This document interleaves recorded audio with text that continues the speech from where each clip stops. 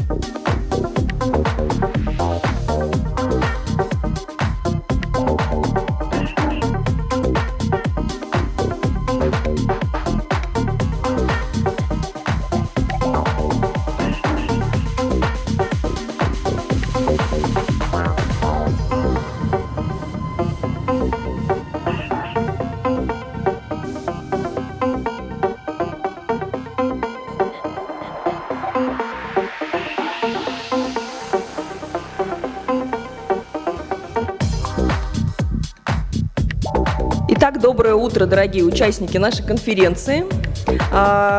Сегодня начинается второй рабочий день. So good morning, ladies and gentlemen. It's our second day today. Almost everyone is here already. So thank you very much for coming, and we will continue. We'll continue to discuss our topics. Well, of course, we want to discuss a number of issues, national registries, national registrars. So yesterday we talked about marketing, about some technical and organizational issues.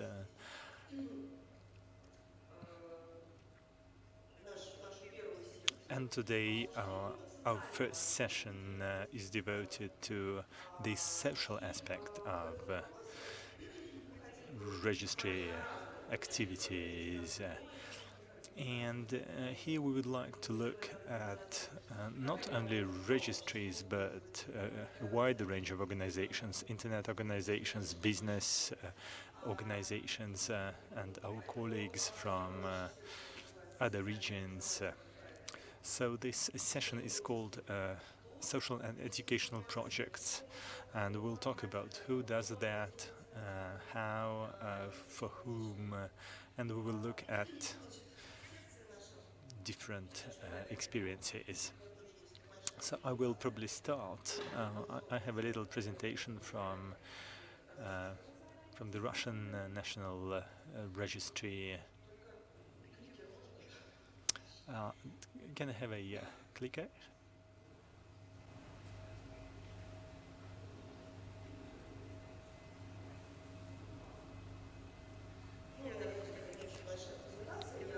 Well, I don't have a very big and long presentation. I will briefly talk about what we do here.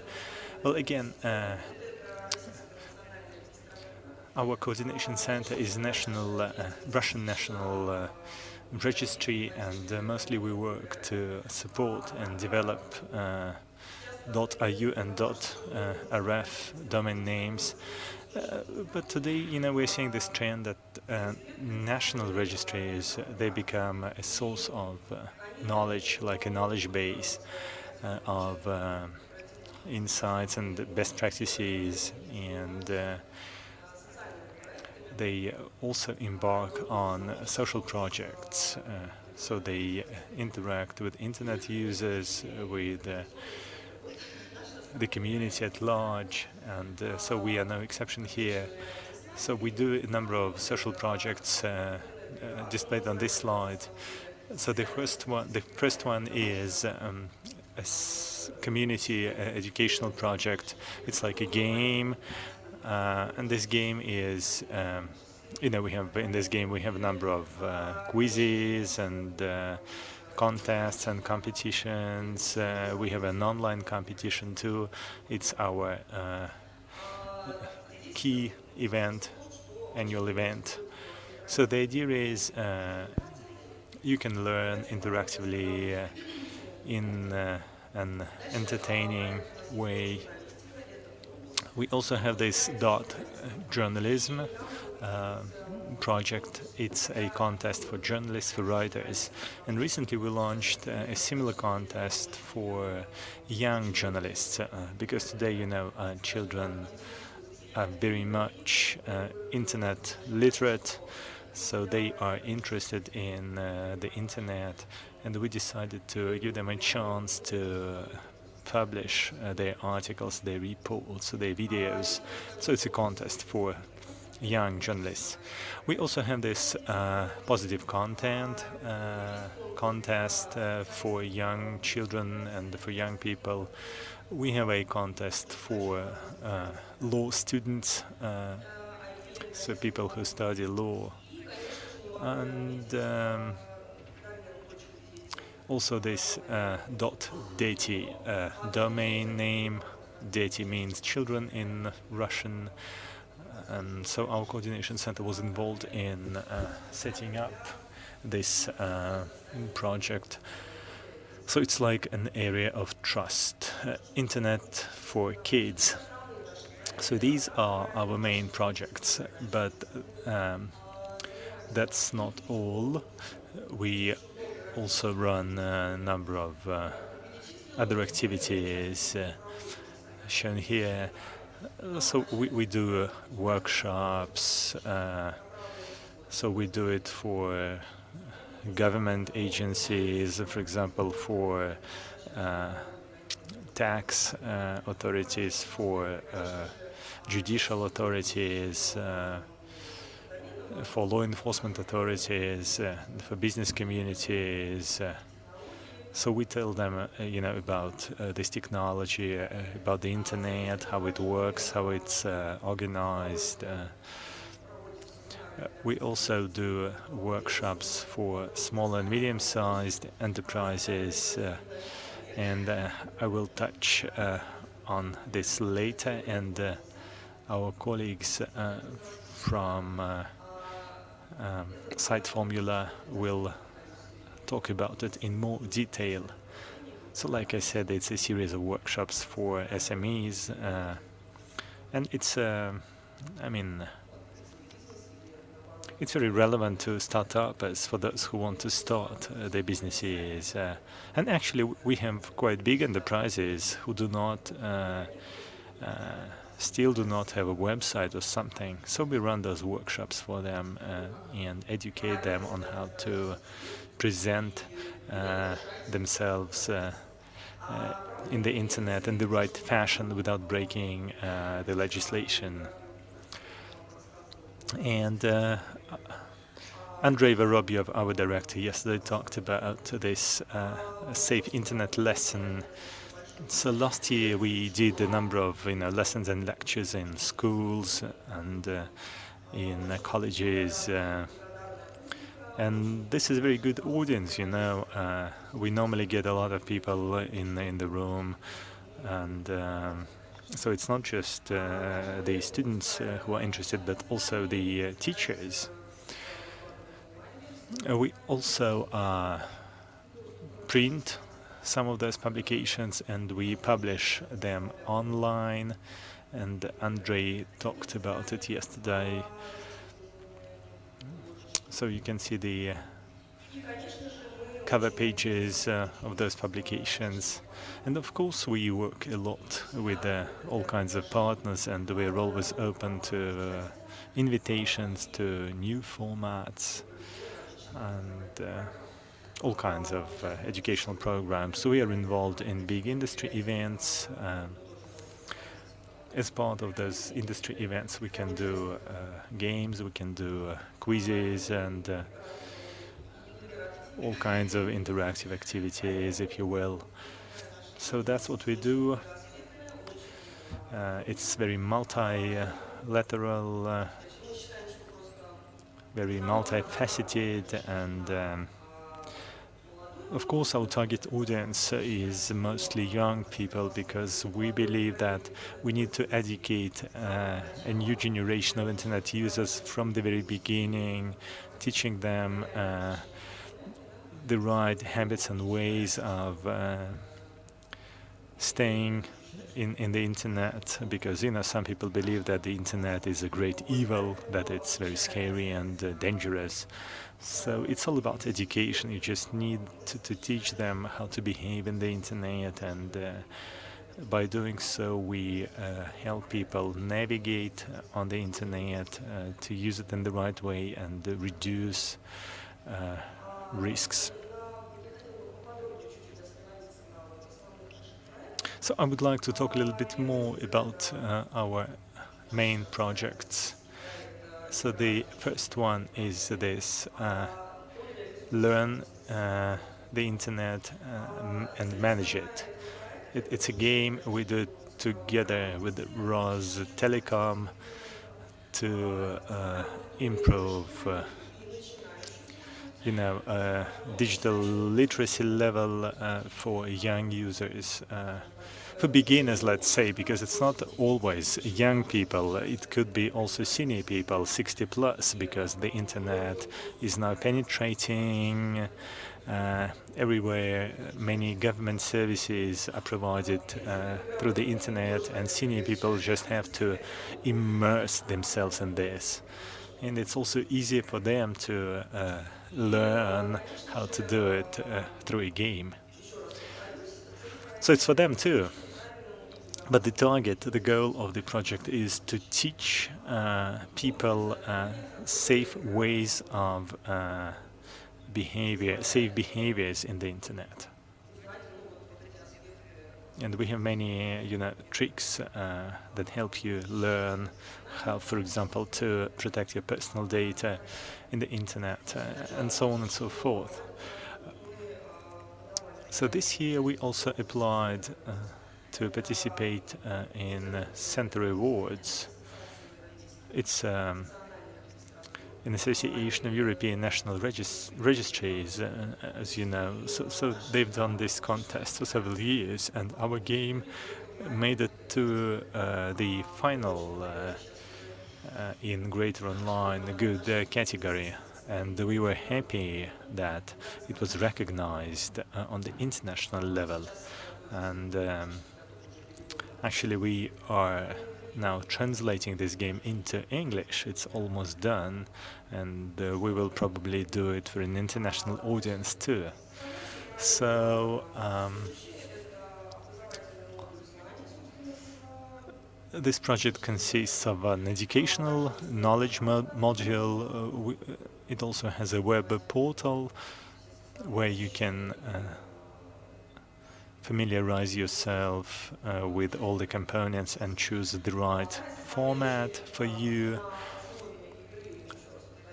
Then, based on this game and based on this knowledge base, we run an annual All-Russia online championship, and we do all kinds of local tournaments, quizzes, contests, etc. So it's a very convenient learning format, and it's always very interesting for all participants involved, and we're getting very good feedback. We're getting a lot of requests from educational institutions who want us to come and do it for them. So we think it's a very good and useful initiative. We also developed a mobile app as part of this project for different operating systems used on mobile devices. And so you can download and install this app on your smartphone and do some exercise and train, practice, and evaluate your knowledge level. So these are our results in terms of the number of participants, and it's about our annual online championships. So basically, in 5 years, we've tripled our audience. We started from about 5,000, and now we are looking at about 15,000 people every year. And I think it's a pretty good achievement. So last year, in 2016, we had 568 teams, and that makes us very, very happy. So we think we found something interesting and useful for users. This is what this game looks like. You know, it's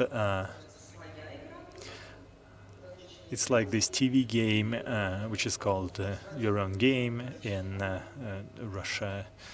And so you choose your topic, and each topic is associated with some number of points, and the one who gets the most points wins.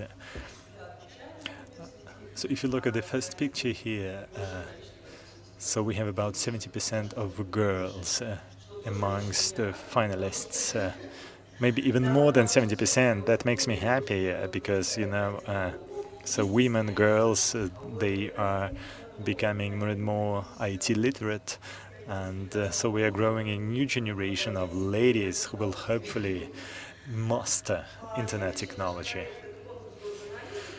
Well, our next project is Dot Journalism.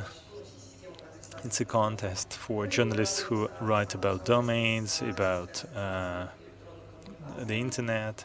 So we do it with the Russian Association of Electronic Communications.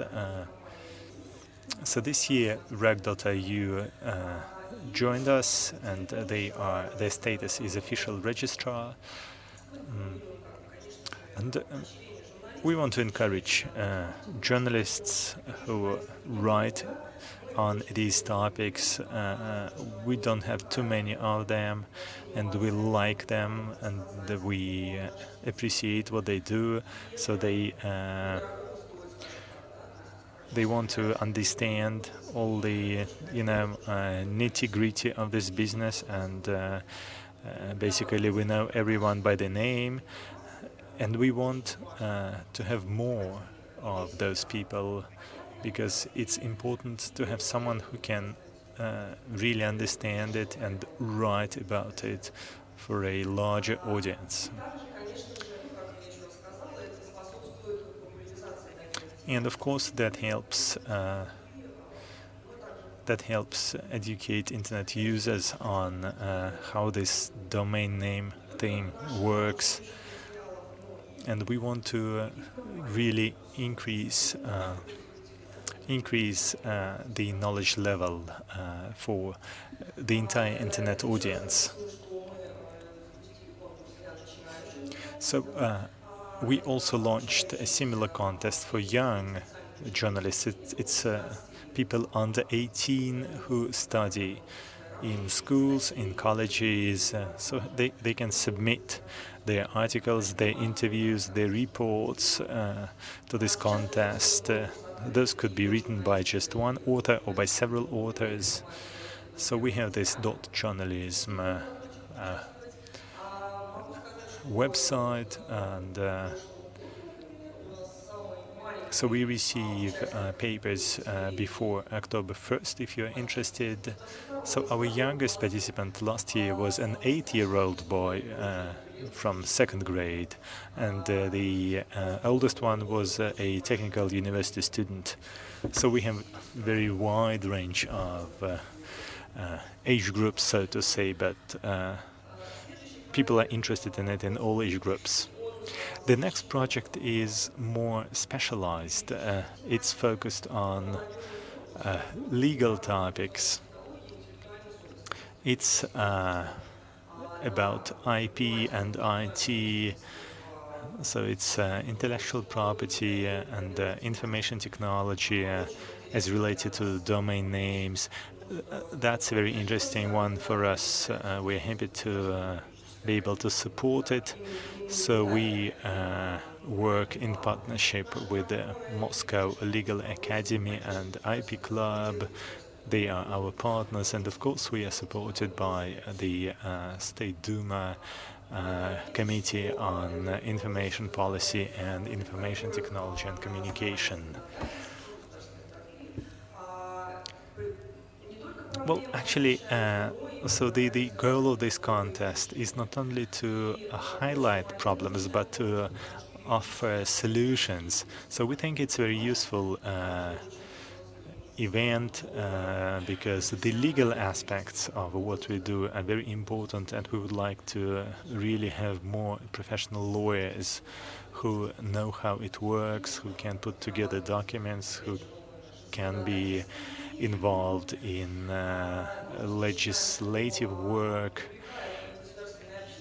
And this contest attracts a lot of attention from the public, and it helps grow research potential and research activity by young students, by young graduates, and by those who are just starting. So normally we award the winners as part of our internet forum. It's a tradition, so we've done it for 2 years already. And this year we did our conference in Kazan, and this contest was highly evaluated by the international IP organization, and they even gave their own prizes to the first and second place winners. So it was highly appreciated on the international level, and that makes us very happy. Our next project is positive content. We do it with partners with ROSIT. It's the best internet resources for young people. So we have different nominations here: the best website, the best mobile app, the best social media group. It's one of the most popular nominations. The best gaming app, the best educational institution. So this contest is running high. Right now, applications are accepted before October 1st. And as of today, we received about 300 applications.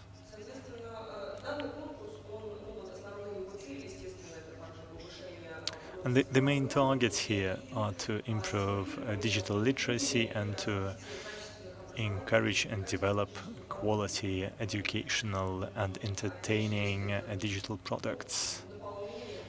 This is internet content, useful content in the internet, which can address some social problems, so to say. So some pictures from the award ceremony of last year, and I just can't talk about this .deti domain name. Our coordination center is very much involved in this work. What makes it special is that it's a Cyrillic domain name, and you can register. What you can register there is resources for children. Of course, it could be a business domain name if this business is devoted to like products and services for children and young people. It's also possible. So commercial projects can register their domain names there. So what makes it special is that we run, 24/7 monitoring service.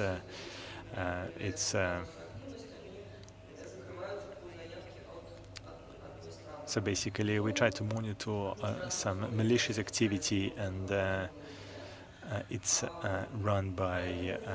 So the zone is reasonable internet. So this zone is clean, and because it's .deti, .children domain name. So we think it's a natural label for children.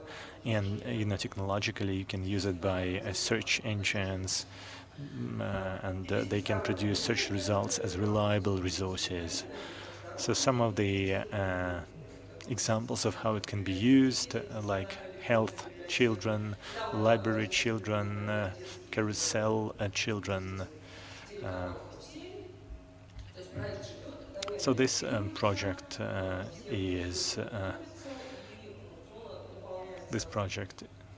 is alive, and all the resources are being monitored, very high quality content, very good resources. So if you see this .deti domain name, you can let your children go there, no problem at all.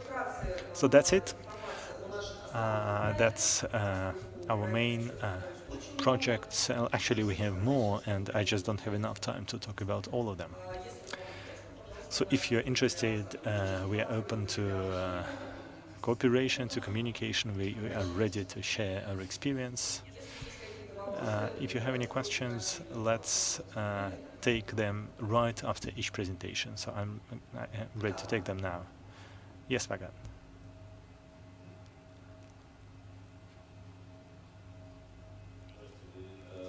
Hi, you mentioned this contest for young journalists under 18. Do you have any programs for journalist students, those who go to universities, to colleges? Well, I think .journalism, it's our contest for professional journalists.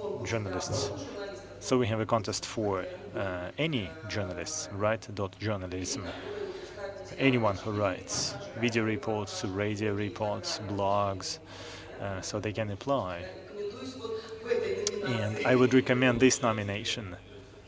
So this one is for professional journalism, and that one is for young journalists. Yeah, for children under 18. Thank you. Any other questions? No. Thank you.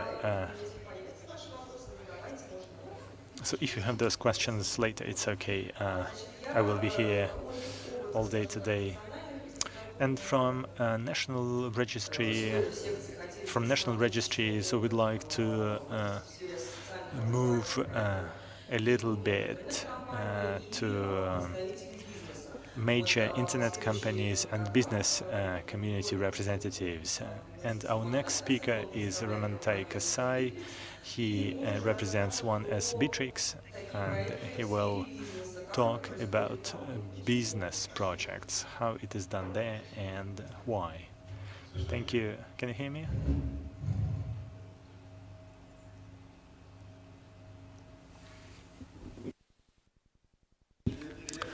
Yes, my name is Sarmantai Kasenov. I'm the general manager of 1S Bittrex Kazakhstan.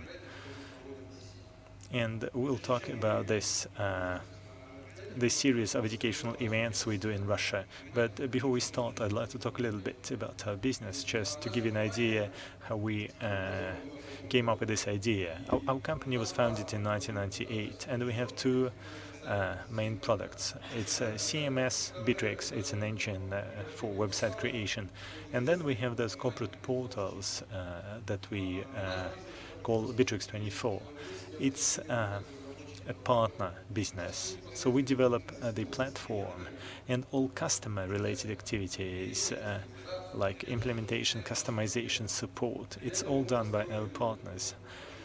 And for that, we've built a partner network, over 15,000 partners in the former Soviet Union, and this is very rewarding. We have hundreds of thousands of projects on our platform, and over 2 million companies worldwide have tried Bittrex 24.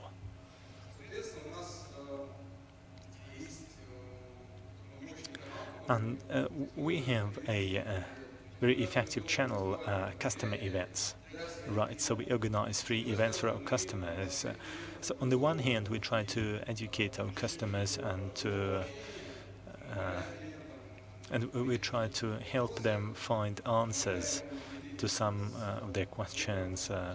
We try to help them choose the right platform.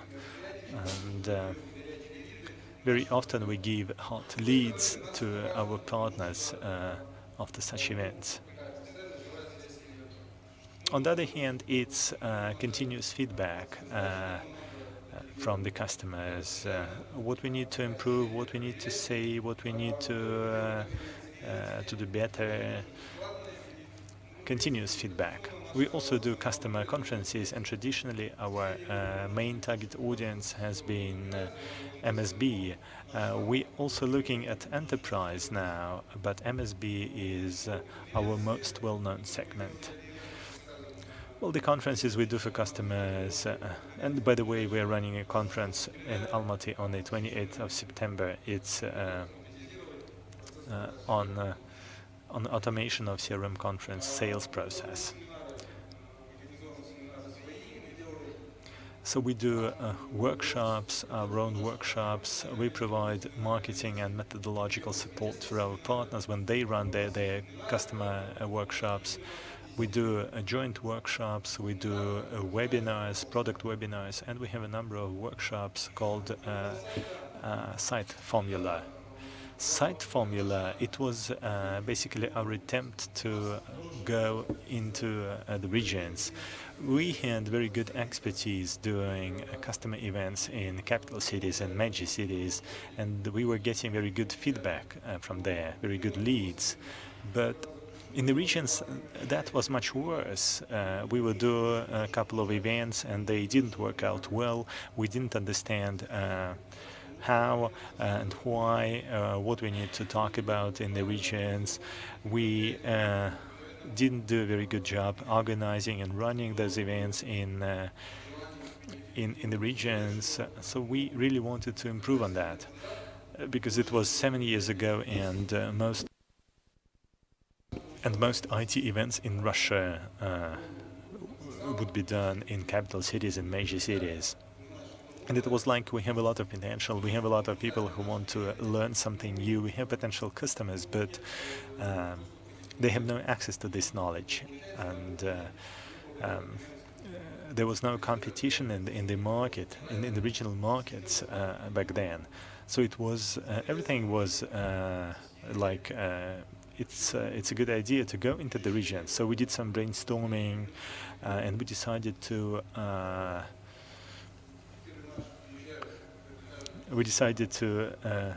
really take regional events seriously, and we have speakers from different offices: Moscow, St. Pete, Kaliningrad. So they organize and run those workshops locally. And one more important thing was that our partners, major IT companies, helped us with this regional expansion. It was hosters and registries, Yandex and Mail.ru. So it was launched in 2010. And we were just starting with, basically, it was some basic facts. What is a domain? What is hosting? What is CMS? Well, today it looks like it's trivial and ridiculous, but back then it was necessary to do in the regions. And we soon realized that we were doing the right thing. The feedback was very good, and so every time we did those events, we had full house, and the audience was the target audience. Students, geeks, and system administrators who know everything, but who are not involved in the decision-making process. We did not have those people. Who we did have was people who wanted to move their companies on the internet, move their business on the internet, understand how it works, where they could go, and what are these special things.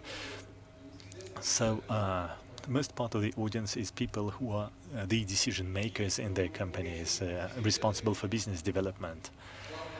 So these 7 years, all these 7 years, we have continuously improved our workshops, developed them and grew them. In every workshop we distribute feedback forms. We get this feedback, what they want, what they need, what they're interested in. And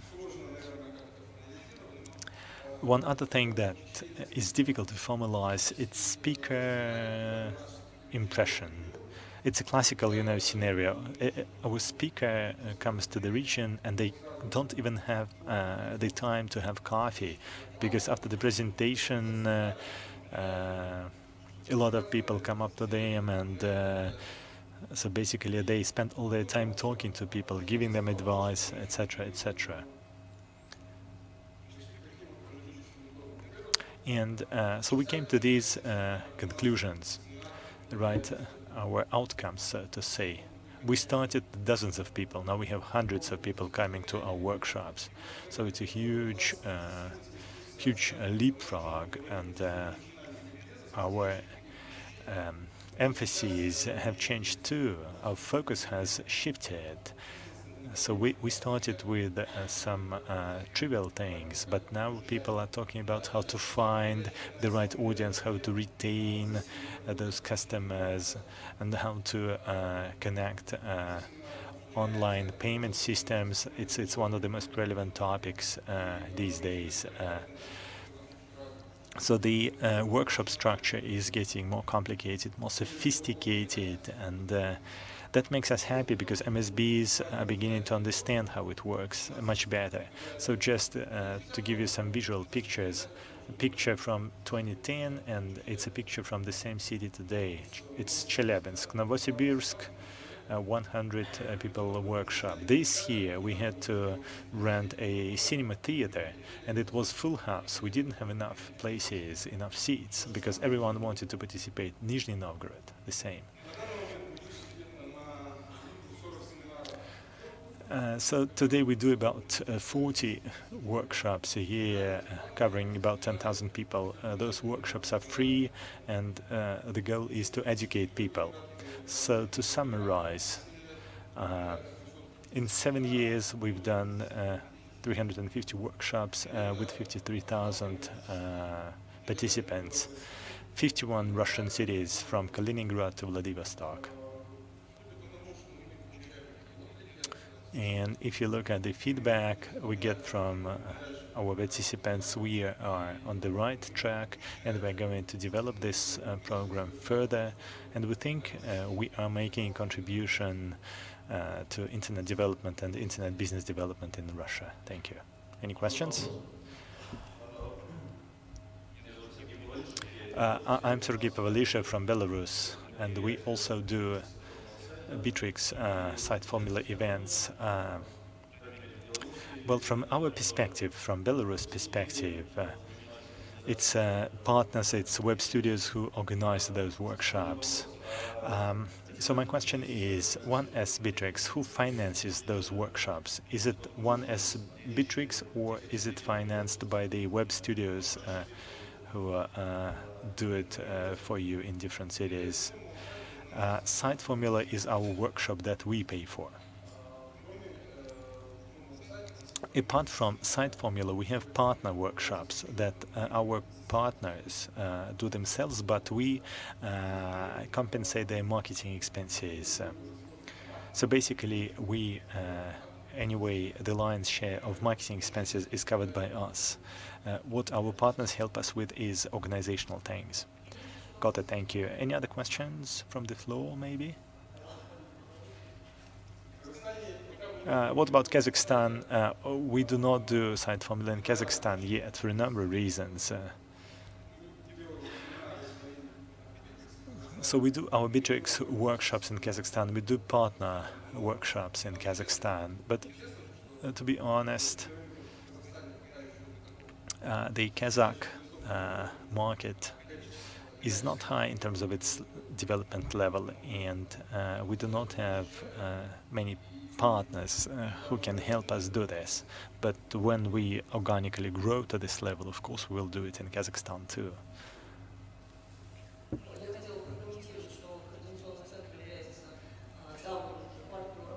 And you know, ccTLD have been a site formula partner for a long time, so we appreciate you know, the invitation and this cooperation. We think those workshops are very useful because they communicate information on domains to regions, because we do not have accredited registrars in all cities, but through these workshops, we can basically communicate this information to the end user in those cities too, where we do not have registrars.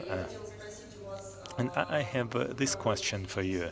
So you always like get people together and they make presentations, but are you considering any new formats for such workshops like webinars or online consultations? We run a series of webinars on it's more like product oriented. We run webinars on some other things. All our conferences are always, webcast, and we do some outdoor events too, not in conference rooms, but in the open. So we are trying to experiment here, but this classical format, like conference room format, is still our main thing, because people are used to it. Well, this expert knowledge is very valuable, and we always see this thing that a lot of people come to you and ask you a lot of questions after the workshop. So we even developed a little brochure on domain, disputes or something. So do you have any printed materials that you distribute amongst your? Well, we normally distribute. We have leaflets that we distribute. In regards to brochures, we do not make them because it's difficult to cover everything in a brochure. Each workshop has its own topics for each city, so we do not have a template, that could be printed. So we do not do any publications, like thick journals. So in each region, you take into account the specific needs for this location. Very interesting. Thank you very much. There was one more question here.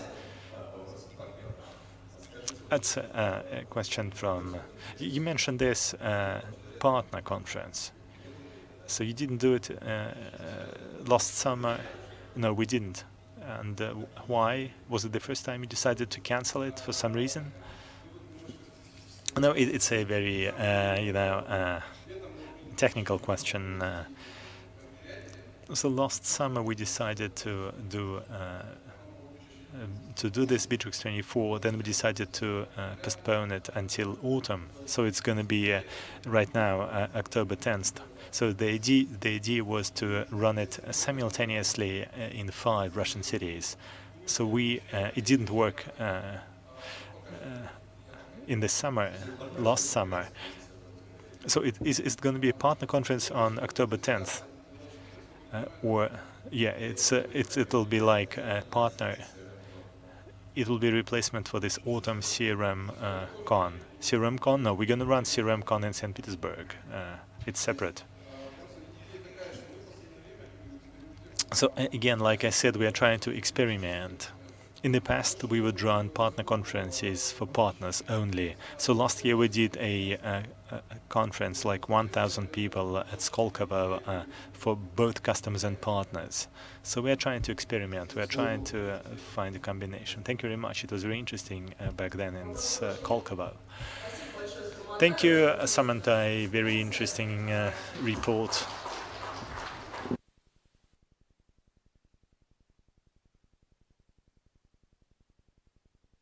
All right, now we talked about what business, how business is doing, educational workshops for small and medium-sized businesses, and now let's move on to educational events for technical audience. So I give the floor to Maxim Burtikov from RIPE NCC, and he will talk about their training programs. Good morning, everyone. So thank you very much for coming to this morning session.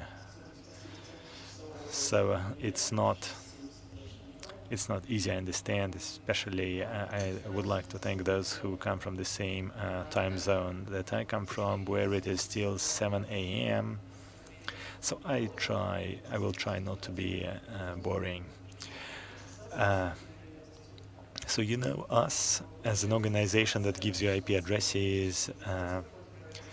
We are a membership organization. We have 16,500 organizations who are our members, and we do not only do we give them IP addresses, but we also do a number of other events and provide a number of other services for them. So that's exactly what we do in numbers. So we've done those training programs since 2000, and we were founded back in 1992. We have a team of 10 trainers, coaches, and they service 76 countries.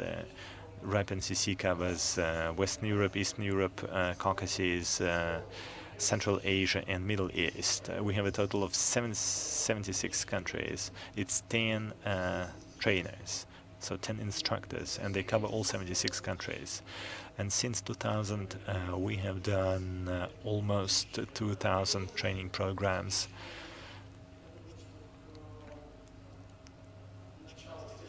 And so by the beginning of next year, we will cross the 2,000 line. And so we have had 37,000 plus participants. We offer a number of formats. You can participate offline.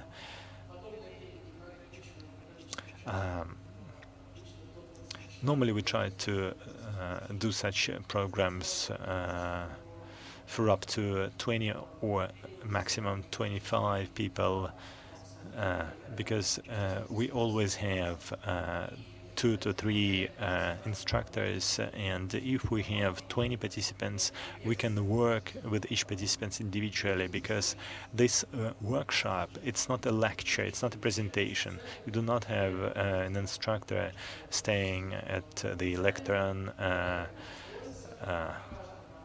like I do now, and our instructors, they work with every participant, and they do some theory, and they also give them practical assignments, exercises, and cases. So they do some teamwork. We split them into groups. They do group work. So normally it's not more than 20 people per training program, and I will show you a little bit later what we have for this format. If it is not offline, it's obviously online, it's webinars. Those webinars are also very popular. But what makes those webinars difficult is that our region has a lot of time zones, and so Vladivostok cannot possibly participate in workshops run for Eastern Europe because of time differences. So we try to emphasize, personal communication, because offline it's easier for you to digest material offline. It's more difficult to respond when you're online, and you could have some communication problems. And all our programs are recorded and published on the internet. You can always find all the materials on our website. It's all open information, no commercial secrets, and you can use them at any time for self-education. So you can also organize your own courses based on our materials. So the only thing that we request here is to indicate a reference to the original material, that it's RIPE-NCC material. So what we want to do is we want to spread this knowledge as widely as possible. So we always welcome it if someone suggests that we do something together. So what are the courses we offer? It's a full list of what we do. Of course, that's not what we started from. Back in 2000, we only had one course. It was an LAR training course, and this LAR training course talked about how to be an LAR.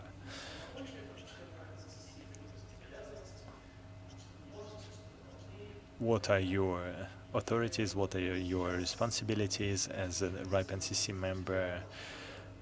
What you can do, what you have to do. As of today, we have 7 courses, and this list is growing. So recently we added this measurements and tools training course. It's on RIPE Atlas. You probably heard about, and it's not an exhaustive list, and it's an evolving list. And our training team, if we get a request from someone, from a conference or from a state organization, from a large operator, so if there is a request, if there is demand, we can basically develop a bespoke course right for your needs. If, for example, one of the courses that we have does not cover your questions, your issues, so if you need something, you can contact us with that, and we will certainly try to develop something to suit your specific needs. In terms of the number of courses, so I put together a little chart here to give you an idea of how we've grown. So as you can see, we do an average of 150 events a year. In the first year, it was just about 40, but what is important here is not the growing number of training courses and training programs. What is important is the quality of our audience. So quantitatively, we cover about 4,000 participants a year, but the blue part is those who really participated, and the little part at the top is the people who originally submitted their requests, but then they revoked, didn't use the request. Let's put it this way. And what it tells you is that we always have a full house, right? We never have situations where people do not come, do not show up, or we have less people than expected. So the demand is always higher than the supply, than the number of workplaces we can offer in the room. So all those training courses are for technical people, for the technical community, for system administrators who develop systems in different industries. It's hosting, it's communication companies, content providers, etc. But also we decided to focus not only on the technical community. Other market players have their demands too. And we responded to this need by creating a LEA training course. It's a training for law enforcement authorities. And this year we did a course like that in Belarus, and Sergey Kopylov helped us a lot in this work. And we realized that we really need this program. There's a lot of demand for this. So the conference room again was full of people wearing uniforms and things like that. So the goal of this course was to highlight some of the issues and to address some of the concerns, some of misunderstandings, what we can and what we cannot do. Sometimes, people believe that they ask us a question, who is behind this IP address, and we give them this information. No, it doesn't work. And so we had to explain to the people what we can and what we cannot do from the technical standpoint.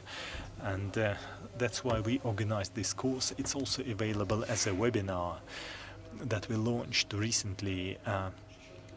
In a webinar, we can accommodate hundreds of participants for each webinar, and it was quite unexpected for us to see that it's so popular. As the result, we're seeing a reduction in the number of applications and requests, because like any internet organization, we get requests from law enforcement authorities every year with different questions, requests, and things like that. Mostly those requests cannot be satisfied just because either we are not the right organization to do that, but mostly we are not the right, and we just do not have an answer to those questions, and we cannot address those concerns and requests. So today the quality of those requests is up and their number is down. That's why we believe today basically we're looking at several requests a year, and correct requests, and those that we can handle and address. So to further develop our spectrum of training services, we launched this Train the Trainer program in 2016, last summer.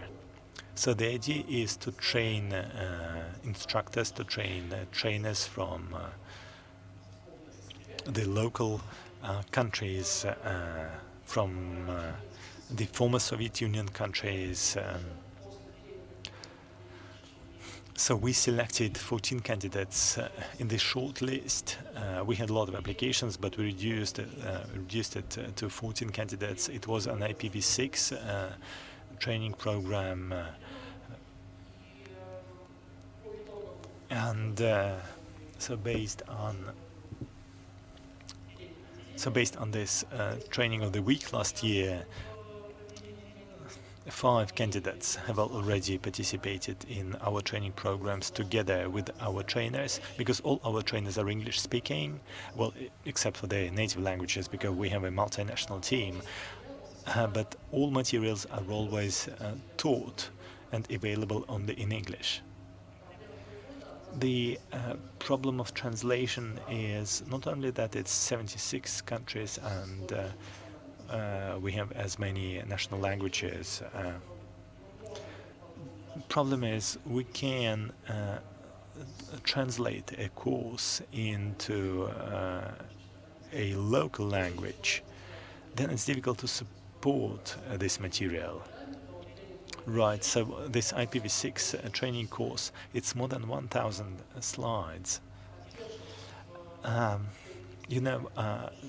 Support, updating this 1,000 page slide deck, it's impossible. And yet, especially in our region, in Western Europe, it's not a problem, but in Eastern Europe, in the Caucasus, in Central Asia, there's a language barrier.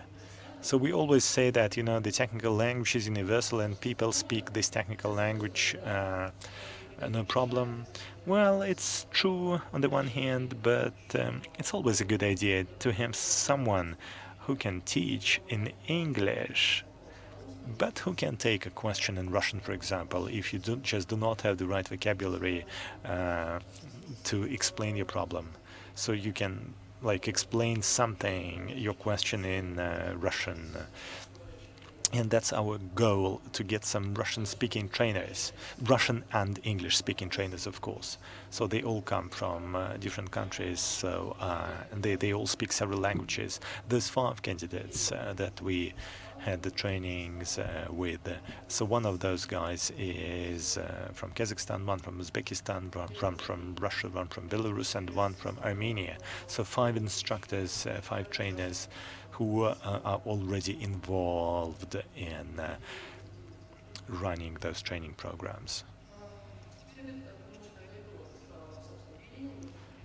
Now let me step a little bit away from training programs. Let me talk about our academic project, RESI. It's a program to support the academic and the research community. It started in 2013, and what we want to do there is to support the research community by making interesting presentations, by bringing interesting projects to our events. So we cover all travel expenses, tickets, accommodation, and we give people a chance to speak to the local audience as part of ELOG, our local Eurasian conference, and also at RIPE meeting that takes place twice a year. And it normally collects up to 600 participants every time. So it's a pretty good opportunity, very good audience, the right audience, understanding audience. I would like to encourage you to participate we do not have too many applications from Central Asia, from the Caucasus, from Eastern Europe. Maybe because internet research is not very popular yet in these regions, but I'd like to urge you to participate, to be involved. If you do not do it yourself, but if you know someone who would like to do this, let them know, please, because it's cool. And the most interesting papers we publish in our blog, which has a lot of subscribers. And in conclusion, this new project we are launching right now this year, so the idea here is to finance internet stability and tolerance projects. So we're still accepting applications before October 22nd, 2017, before our RIPE meeting, which is going to take place in Dubai. So RIPE NCC, just to remind you, it's a membership association, and it's managed by the participants, by operators, by you. And it was one of the proposals that we heard from your feedback. The community wants RIPE NCC to support technical stability development projects. And so that's what we are starting. 250,000 euros a year. This is maximum possible financing. You can get this financing several times if you do it for several years. You cannot use this money on commercial purposes or on charity purposes if you are like a middleman. No, it's not going to work like that. You cannot get this financing and give it to somebody else. Otherwise, if you work in one of these areas, if you have an interesting project, you can apply. Information on this program is available on this website, and hopefully some of you will want to participate. Thank you, Maxim. Very interesting. Any questions from the floor? May I? Maxim, I heard of this INOG conference in October. Where is it going to take place? Thank you, Sergey. That's a very interesting question. So you are hosting this conference. Yes, October 9th and 10th. So my colleague mentioned that yesterday. So it's going to take place in Minsk, Belarus. So you're all welcome there. Next year, in September next year, we're going to do another conference. It's not INOG, but RIPE NCC regional meeting in Kazakhstan. You're also welcome there. Please join us. On INOG, well, it's my not so humble opinion that it's one of the main technical conferences in this region, and you can meet everyone in one place there. So I would like to urge operators to participate, and it could be interesting for content and hosting providers. So October 9th, 10th, Minsk is waiting. The weather is going to be nice. Sergey promised that. Thank you. And I also have a question. in regards to your workshops, how do you choose the venue, the location, and what about your application process? So how does it work? Thank you for your question. Let me just get back to this. Let me remind you, 76 countries, 10 trainers. So 4 times a year, my friends and I, we put together our wish lists. Because, you know, we have several people like myself. So I'm responsible for Eastern Europe, Central Asia. We have someone who's responsible for Western Europe and someone who's responsible for Middle East. So we put together our wish lists. I want like 12 programs a month. The training team tells me, you have 1 training a month, not more.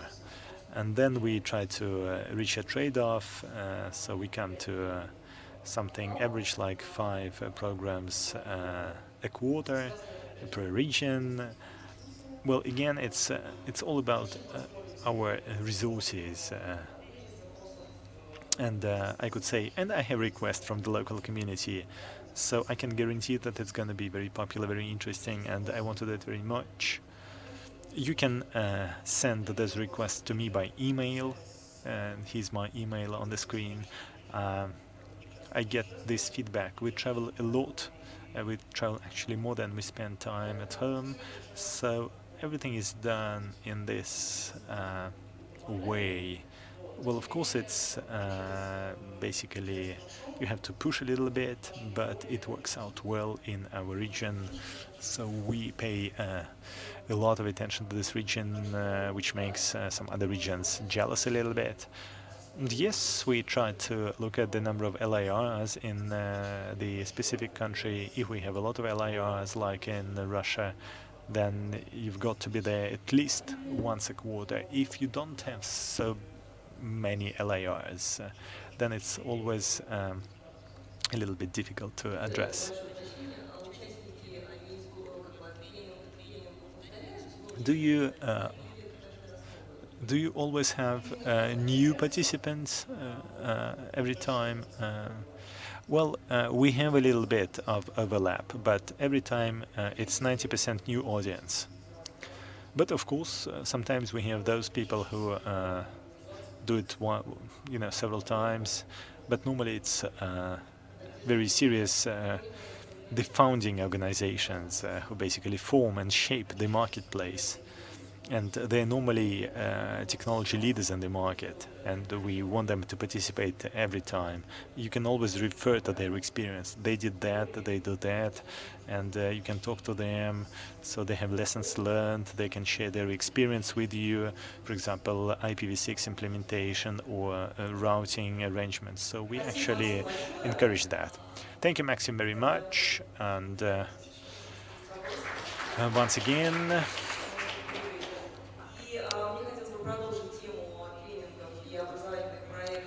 now we continue on training programs and educational projects for the community. So we've discussed business, technical community, and now probably the widest community. It's representatives of different organizations, individual users. So everyone who's interested in internet addressing, and I'd like to give the floor to Alexandra Kulikova from ICANN. And can I take this wireless mic?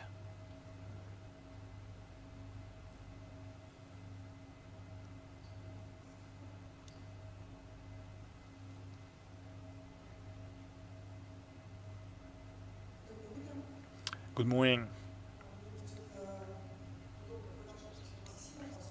So it's actually it's convenient for me to talk after Maxim because we have a lot in common in terms of our educational programs, in terms of our projects. But let me start from something that the organizers asked me to talk about. This is ICANN Fellowship. It's been around for 10 years. It's our main educational program, and it's it presents actually more opportunities for you to become a part of the ICANN community. Let me talk about how it works. So to understand why you need those fellowship and next-gen programs, we need to remind ourselves how this ecosystem is organized. This ICANN ecosystem consists of 3 parts: ICANN organization, ICANN management board, and ICANN community. ICANN community is a community of volunteers, and they're split into streams along different areas, and they produce their recommendations to the management board of ICANN, and either those recommendations are accepted and cascaded down to the organization, or they are not accepted. So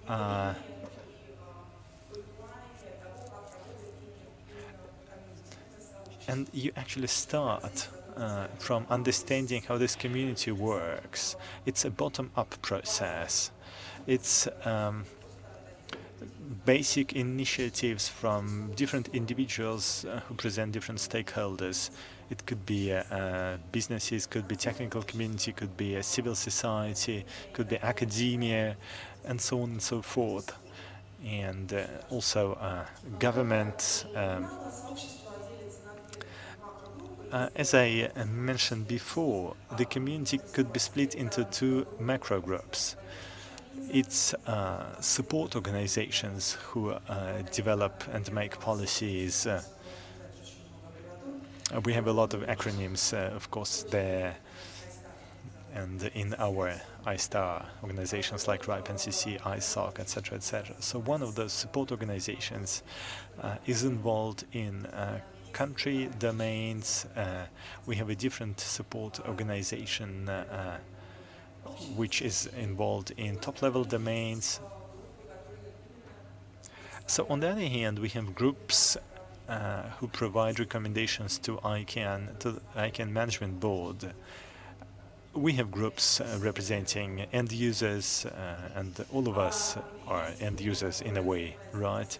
So we have a group working on root servers, RSEC, and we have a group involved in security and stability, Security and Stability Advisory Committee.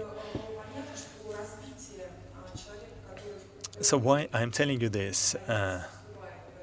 It's just to explain that when you join this community, you join one of those streams. It's a natural opportunity to understand what you're interested in.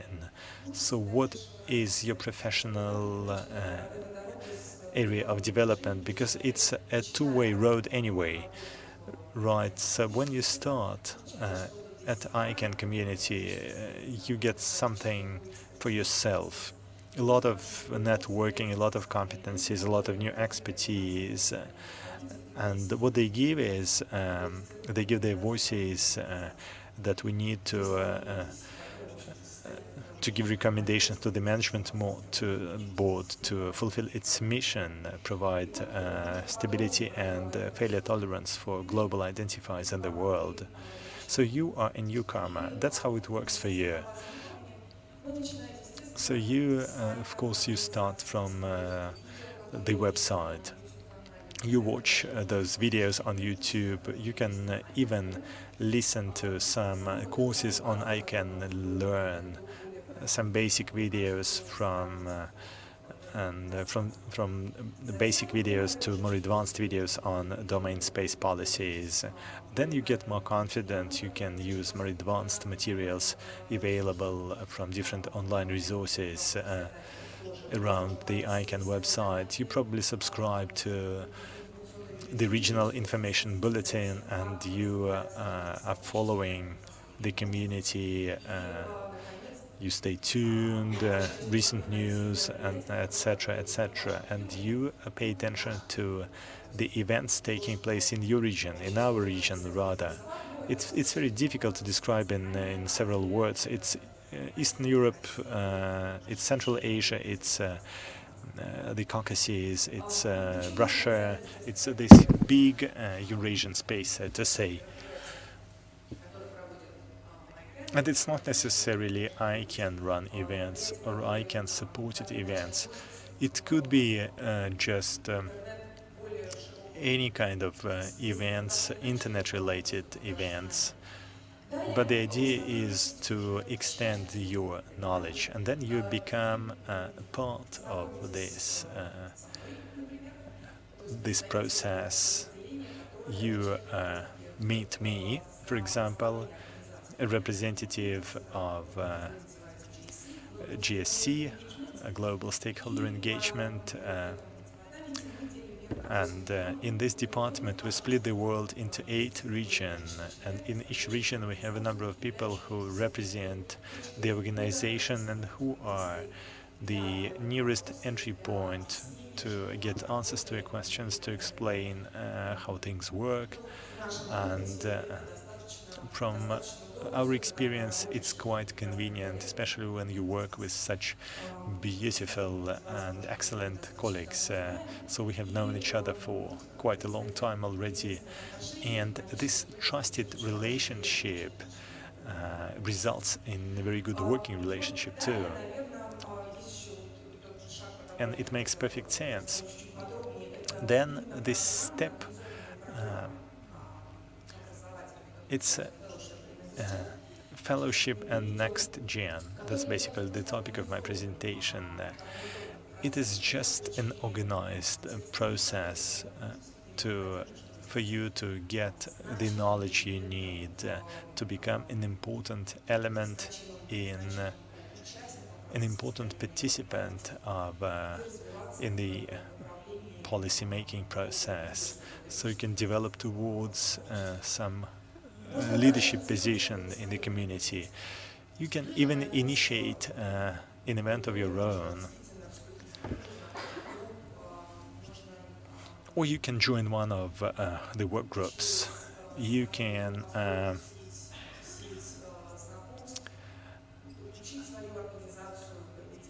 link your organization to this activity through the newly developed network. So it depends actually on your creative potential and on the resources that you have available, not only financial resources, but also time and emotional and physical resources, because it's quite demanding work and it's not easy, and mostly it's volunteer work. That's how it works. Of course, you're all invited to participate at ICANN conferences and taking place 3 times a year. The next one is taking place in Abu Dhabi at the end of October. It's the biggest of the 3 conferences that we do. The formats are different. The second one in the summer, it's on policy. It's a policy conference, 4 days. And the last one in the autumn, it's the biggest. It covers the whole range of issues from technical to HGM. This annual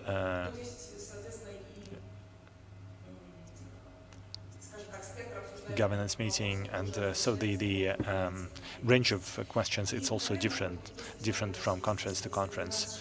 And if you look at all those 12 steps described here, of course they are not happening like this. It depends. Someone takes their time, they go slowly but surely over time. Some other people become stars immediately, depending on your personal competencies, but it's like a two-way road, and it works for both sides. Well, some more information on how this implementation takes place. And this slide is more on our programs. So let me start from the right, from newcomer. It's the most relaxed option. It's someone, I wouldn't say someone from the street, but it's someone who does not become part of an organized educational program. Rather, it's someone who just decided to come and have a look.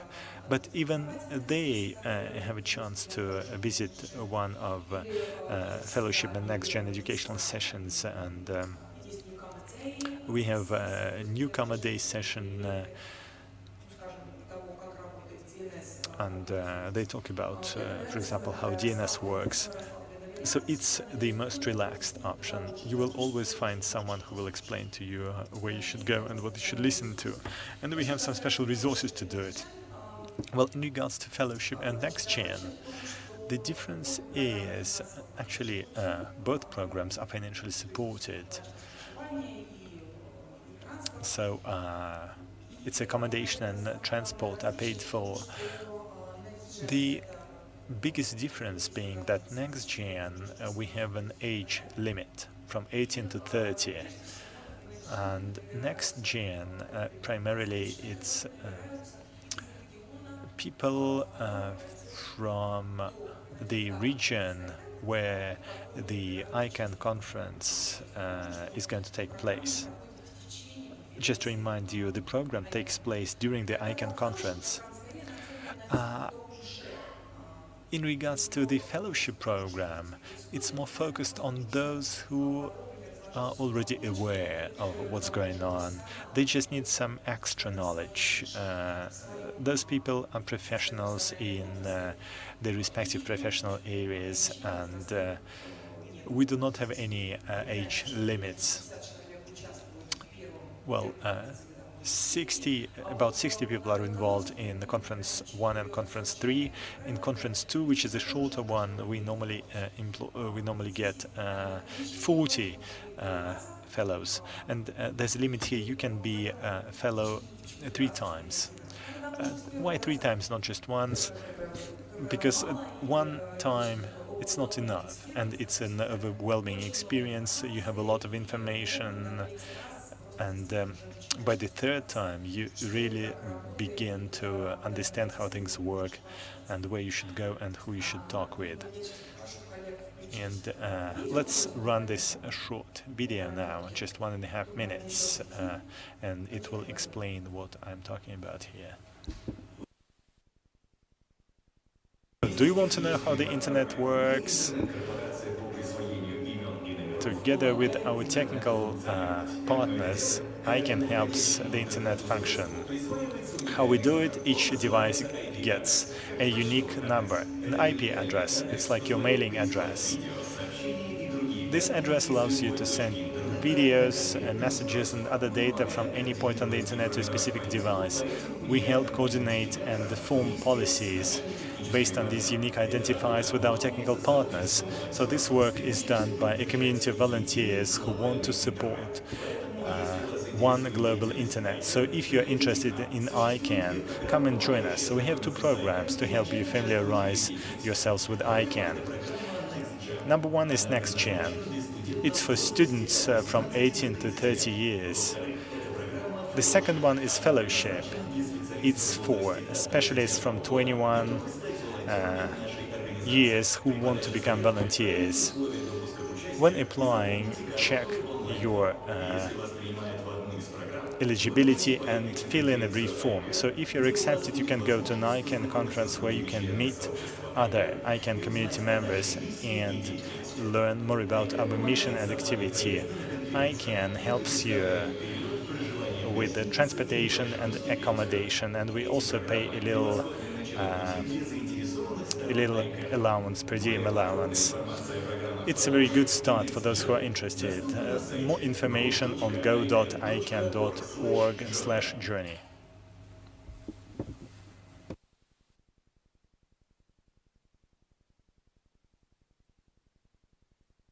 So we have at least 2 people who know what I'm talking about in this room. One of them is on stage. It's Sergey. What was the year when you were fellow?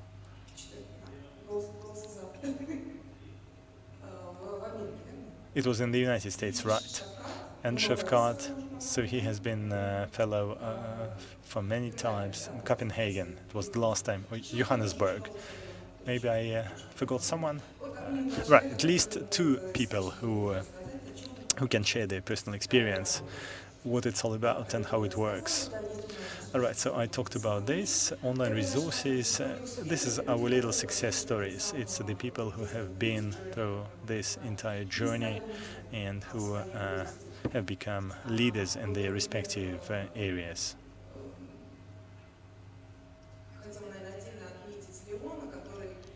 So I wanted to emphasize Leon, who has been very deeply involved in IANA transition preparation process. So today he sits on ICANN management board, and the next meeting in Abu Dhabi, to more representatives of the technical community and the civil society will make it to the management board, so Eritrea and Matthew Sheath. And it's a very inspiring moment for those who are just coming, who are just starting, who are just learning. Well, some more figures. So we've over 650 people have become fellows in the past 10 years. Well, traditionally we do not have too many people from our region participating, but last year, as a regional representative, we took more effort to promote, to advertise this program, to attract attention. We have some champion countries like Armenia, who are always very active in the ICANN community, Georgia, Belarus, Ukraine, and from Central Asia. From Central Asia, we've heard of Kyrgyzstan, and hopefully Kazakhstan will join, and Shavkat will help us and inspire somebody else. So, and Russia is not doing very good on that either. But in the last meeting, we had a record number of applications, I should say. So we managed to somehow boost interest. And of course, we have some, limits. In the last meeting, we had like 500 applications, and we only select from 40 to 60, depending on the conference. It's difficult to do, and yet, please go ahead and do it. Request information. Yes, and one more important point. So, if you look at who comes to participate in those educational programs, we have some distortion here in terms of business and the civil society and academia, research people. We have few participants from country domains, and yeah, this is the message I wanted to tell you. So when I talk to my colleagues who are involved in this program, and because we are talking about top-level domain operators, so I should say this: we do not have enough people from the country domain area. But in conclusion, let me say a couple more words. Well, we're running late. All right. Couple of more words on other educational programs which are not represented here, and they're similar to what Maxim talked about. We have a group of technical experts who do similar training courses all across the world. We maybe even have less of them than RIPE NCC, but they work not only in Eurasia but all across the world. It's technical training courses like DNSSEC training program, and the law enforcement agency trainings. It's of special importance. It's similar to what RIPE NCC do. The difference is just the topics, but the idea is the same. You work with those who investigate cybercrimes. You explain to them how the internet works from our position, from our standpoints, from our competencies, and we want to help them use the tools available. It's a very popular format. So unfortunately, it's not very well represented in our region yet, just because we have limited human resources, but we have experience running them in Belarus. So thank you, Sergey, once again, in Georgia, and hopefully we'll be able to expand this geography if someone in Kazakhstan is interested, it would be a good idea to talk about it. Thank you very much.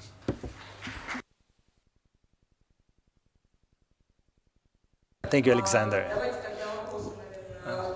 Let's skip the questions because we are running late and we have 2 more presentations to make.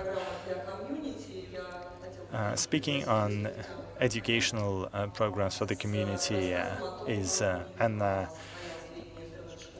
Karakhanyan, and she will talk about the Summer Internet Management School. Very new, very interesting experience. And I have to ask you to make your presentation a little bit shorter.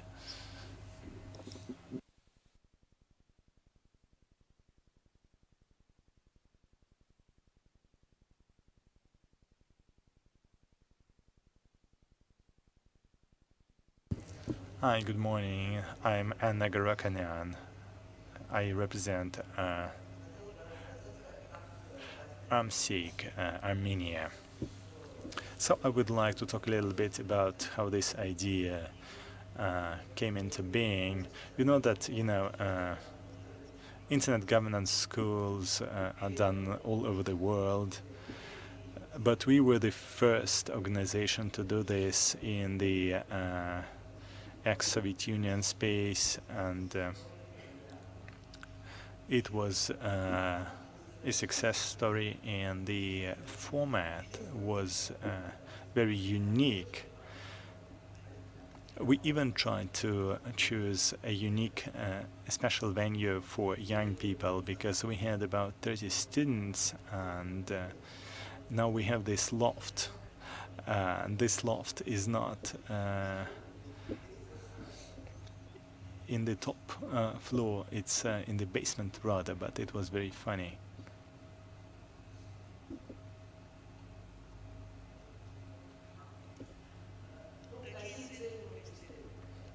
So what were our goals?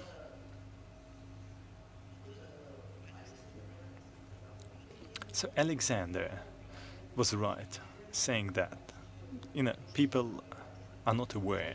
They have no idea what fellowship is, they have no idea what ICANN is, and so we had to give them direction, we had to explain to them what IDF and internet governance is, and we also pursued some of our goals, because it's no secret we are getting older and we need a succession pool. We need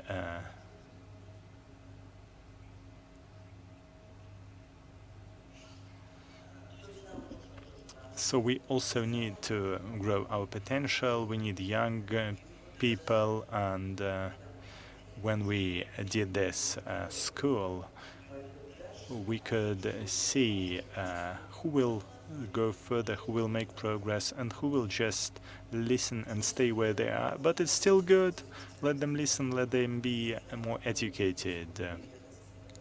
So we invited different experts from different areas, and for those who couldn't come there, we organized a video conference.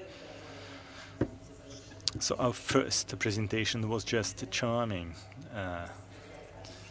Our vice president explained the story of internet over from the very beginning. He started from the optical internet systems from the Middle Ages, and he then explained it all the way down to the present time. So from ICANN we had Mikhail Yakushev, he talked about ICANN, then ISOC President Igor Borisovich, and he talked about what ISOC is in Armenia, and so on and so forth. So that's our audience. So Masha, you said that, yeah, I don't know if I should be happy. You see the proportions, male and females. 76%, 77% are girls, and boys are just 23.3%. And you know, the girls were even more active in this workshop. So I just wanted to give you some statistics. So we had students from 8 universities, mostly students who study, you know, arts and things like that. Few technical people, very few technical people. But of course, number one is Yerevan State University, and then other schools.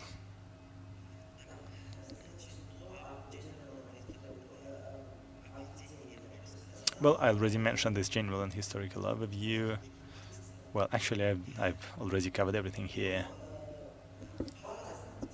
Well, we had a range of topics for presentations. We talked about infrastructure, what DNS is, cloud computing, Internet of Things. Well, the audience did not understand everything, to put it mildly. However, they had a chance to ask any questions, and we took the time to explain things to them. Andrey Kolesnikov did a very good IoT presentation. You know, IoT, many people think it's a fridge that can order food, or you clap your hands and the lights go on. But they quickly understood what Andrey was talking about, you know, the fourth industrial revolution too. And then he also called on one of our active ladies, and we talked about IoT implementation somewhere. So you had a choice, either a national park or garbage removal. So we chose a national park, a national reserve, and we discussed everything, how to prevent fires, what to do, and then 1 or 2 weeks later we have a fire at one of the national reserves. So it was it was very topical. Human rights. We pay a lot of attention in schools to educating children on, you know, safe internet. We actually do a better job working with school children than with students. You know, so we talked about, you know, privacy. We talked about the rights of disabled people, people with special needs.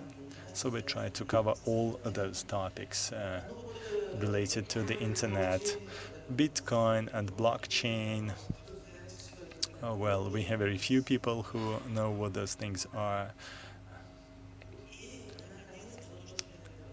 And finally, what I mentioned, yeah, we talked about fellowship programs so they can participate. Because, you know, next generation, we are talking next generation, so we need the fresh blood in our community. That's true. Then some social and cultural things about this IDN high domain, this Armenian domain name. But young people, they have a, you know, fresh perception, and they organize some events on Facebook, in our Facebook group. And recently, one guy, he won, and we will give him a prize, and probably this will boost interest. And we also run rural programs, rural libraries, and it worked. And of course, you know our disability project. It's hard hearing people, and we talked about that too. So as you can see, you know, smiling faces, and then we celebrated, of course. So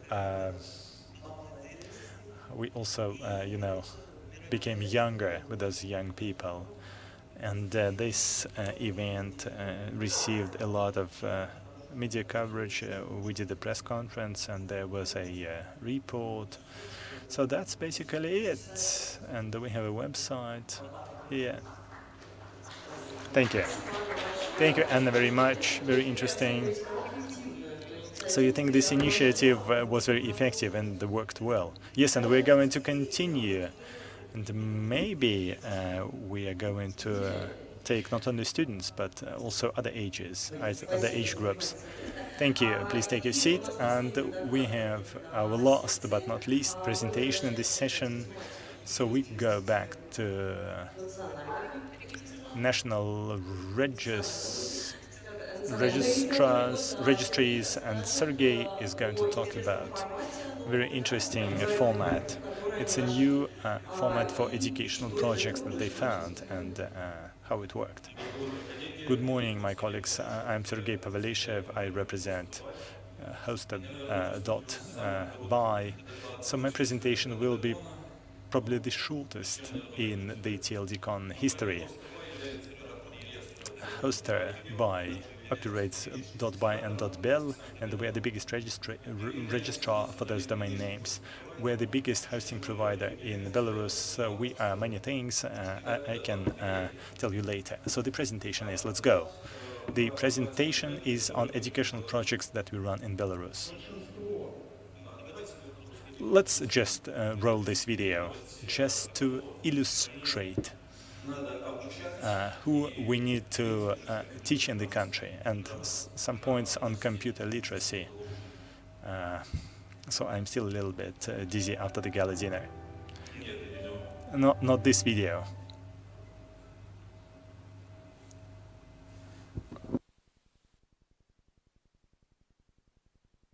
Well, in fact, it could be worse. Most our citizens, our users of IT technology, of internet resources, from 9.5 million people, they have subscriber application and usage just 13 million of our people. What it means is that you created a resource to any user use, traffic, integrate capabilities, demand of interests.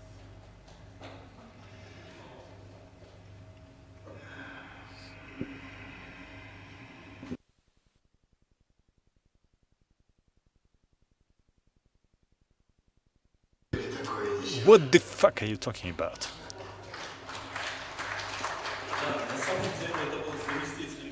And it was actually Deputy Prime Minister of Belarus.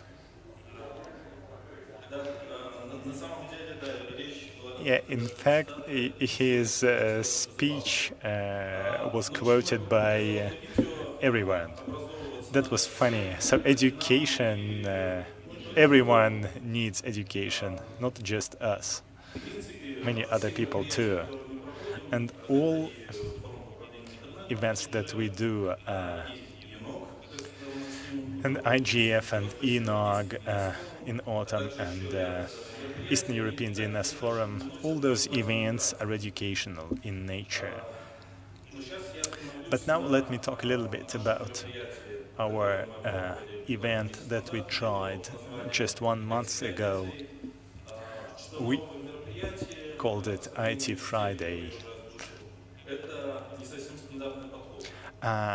It's not a very standard approach, so we decided to emphasize informal communication. We didn't try to impose on people our products. We just got, the technical community together. We did it on Friday night, beer and other drinks, and let's see how it worked out.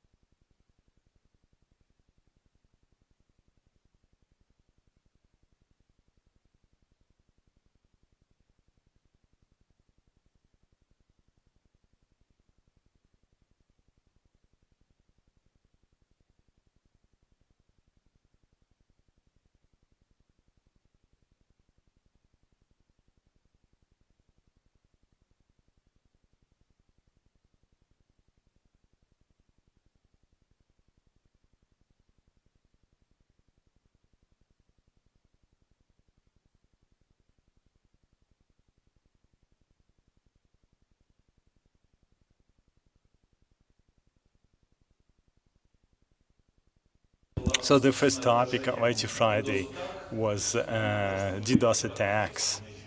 So because we're not only a registry, we are also a hosting provider, and the technical community was interested in this topic, and we decided to do such events once a month, once in several months, on different topics, of course. So to summarize the results of the first event, we had 42 system administrators and engineers who represented banks and government agencies, and even competitors came.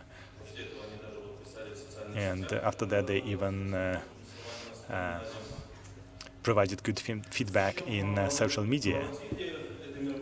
So why we did that?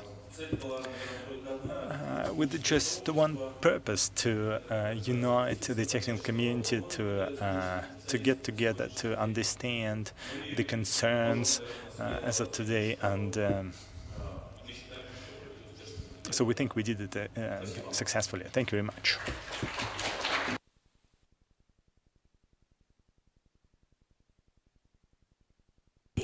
Thank you very much, Sergey. Very interesting. All right, let's ask the questions during the coffee break. So in conclusion, I just want to say that after all those presentations, you can conclude that we really have people who have very interesting knowledge and who are ready to share this knowledge. And this is our trend. We're looking for new formats, and we're trying to attract the community and to find the right people who are ready to listen to this. It's one trend. And the second trend is that we have young people who are very much interested in the internet, and of course we need to teach people this digital literacy from very young age. So thank you very much again for your presentations, very interesting. So let's keep working on education and social projects. And now we are all invited to join the coffee break. Because we are late, let's come back in about 15 or 20 minutes so we can continue our conference. Now we break for coffee. Thank you.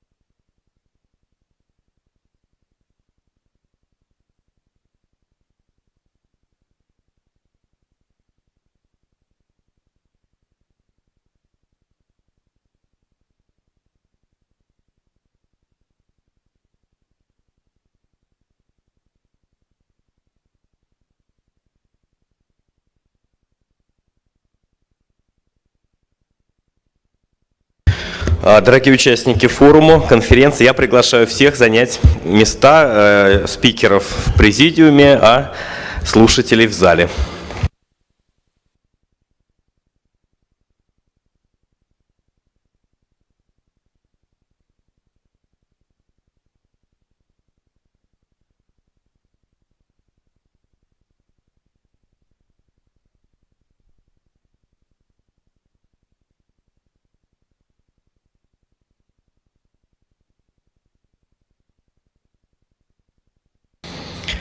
Пока мы собираемся, интересная новость прошла вот буквально вчера о том, что домен Словакии перешел под управление частной компании. Национальный, казалось бы, домен, тем не менее, вот так случилось, что принадлежал он частной структуре, и они его продали. Со всеми заверениями в том, что он будет по-прежнему позиционироваться как национальный домен Словакии, в отличие от ряда других доменов, которые были национальными, но уже находятся под управлением вот этой частной структуры. И там, ну, в частности, домен, который теперь не помню, какой он был страны, но они его полностью позиционируют для Лас-Вегаса, да? Или Лос-Анджелеса, по-моему, домен Лос-Анджелеса, точно. А изначально Лаос. Вот посмотрим. All right, so we'll see how it goes with this .sk domain name. But that's the change we're seeing now in the national domain zone market. I don't expect to hear such tragic presentations for national domains. And still we're waiting for Shavkat Sabirov, who represents the Kazakh Association of IT Companies. He will make a presentation on legal aspects of domain market development. Then we're going to have a very interesting topic today. It's how the Russian National Registry protects the interests of domain name holders. It's a new project we are trying to create to help users not to violate the rights of third parties. It's number one, and number two is help to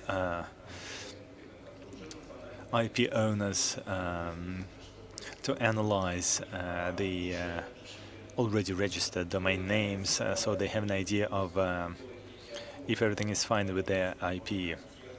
And then Sergey Kopylov will make a presentation on those legal aspects that we talked about in the previous 9 TLDCONs. Has anything changed, or we get together every time and we talk about this conflict between, trademarks, IP, domain names? So have we made any progress in this market? And I'm waiting for Shavkat to kick off, because he asked to be the first speaker. He has a plane to catch.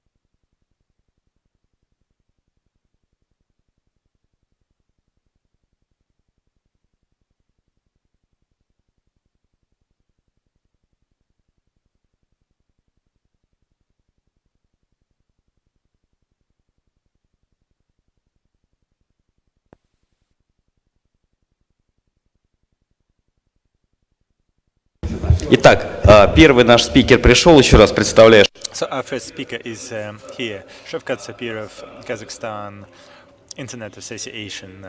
So we'll talk about legal aspects of domain name registration in Kazakhstan.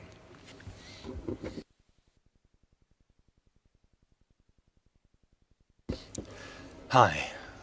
There are so many of us in here. Some people are still having coffee. So I'd like to thank the organizers for the opportunity. I'd like to thank you for choosing Kazakhstan as the venue for this TLDCON conference. So it's not my first time participating in an event like that, and especially because it's an anniversary event, it's the right thing to do. So today I will try to talk a little bit about some legal aspects of what we have to deal with as part of the Internet Association. Also, a few words about our association. We have 43 legal entities as members. We work with ICANN. We have an advisory status at ISOC. We work with the RIPE NCC. We are accredited at the National Chamber, and we are members of the International In Hope Association fighting children pornography and all kinds of violence against young people. Well, some peculiarities of legal regulation. Number one, what the government is interested in, what the government needs, what the government wants. In our opinion, I want to emphasize it. Number one is a clear identification of the resource, the website identification. So the government is concerned with a clear understanding of whose website it is, where it is located, who it belongs to, and who exactly publishes content, so you can take measures and identify the purpose of this content. What we as a business and as a community are interested in. Number one, we believe that we need a legal framework as a set of rules for virtual business, because virtual business is not like regular business in terms of business practices. So we need a separate legal framework. Any legal issues today in Kazakhstan, you have, in court, you have to explain to judges, to courts, how it works. One company provides hosting services, another company does advertising, yet another company owns the domain name, and yet another company has some editors or people or developers, so those who work with the website content. And of course, to take care of this, you need a special legal framework for virtual business. The second question is trademark and domain name. So we face those issues almost every month when the brand, the trademark and domain name come into conflict.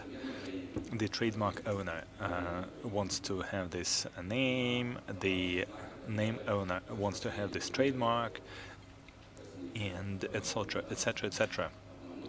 And this recent case was slander.kz. They stopped to exist, and yet the trademark, the slander trademark, is still there. And slander.kz is registered for another company right now, and they're trying to take advantage of this popular brand name, and they try to do their business under this brand name.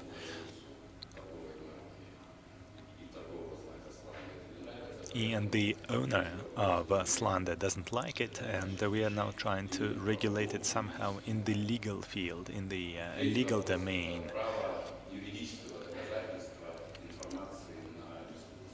And the next, the third thing here is the legal weight of information published on a website, because Yeah, in Russia, you can print out a web page and you get a notarized copy, and that will be served as evidence in court. In Kazakhstan, not all notaries dare to verify web pages. Maybe very few. I remember it was back in 2010 when we were drafting this Internet IP legislation. One of the proposals was to make changes to the notary legislation, so they have a legal right to certify, to verify the fact of publication or the absence of information on a website.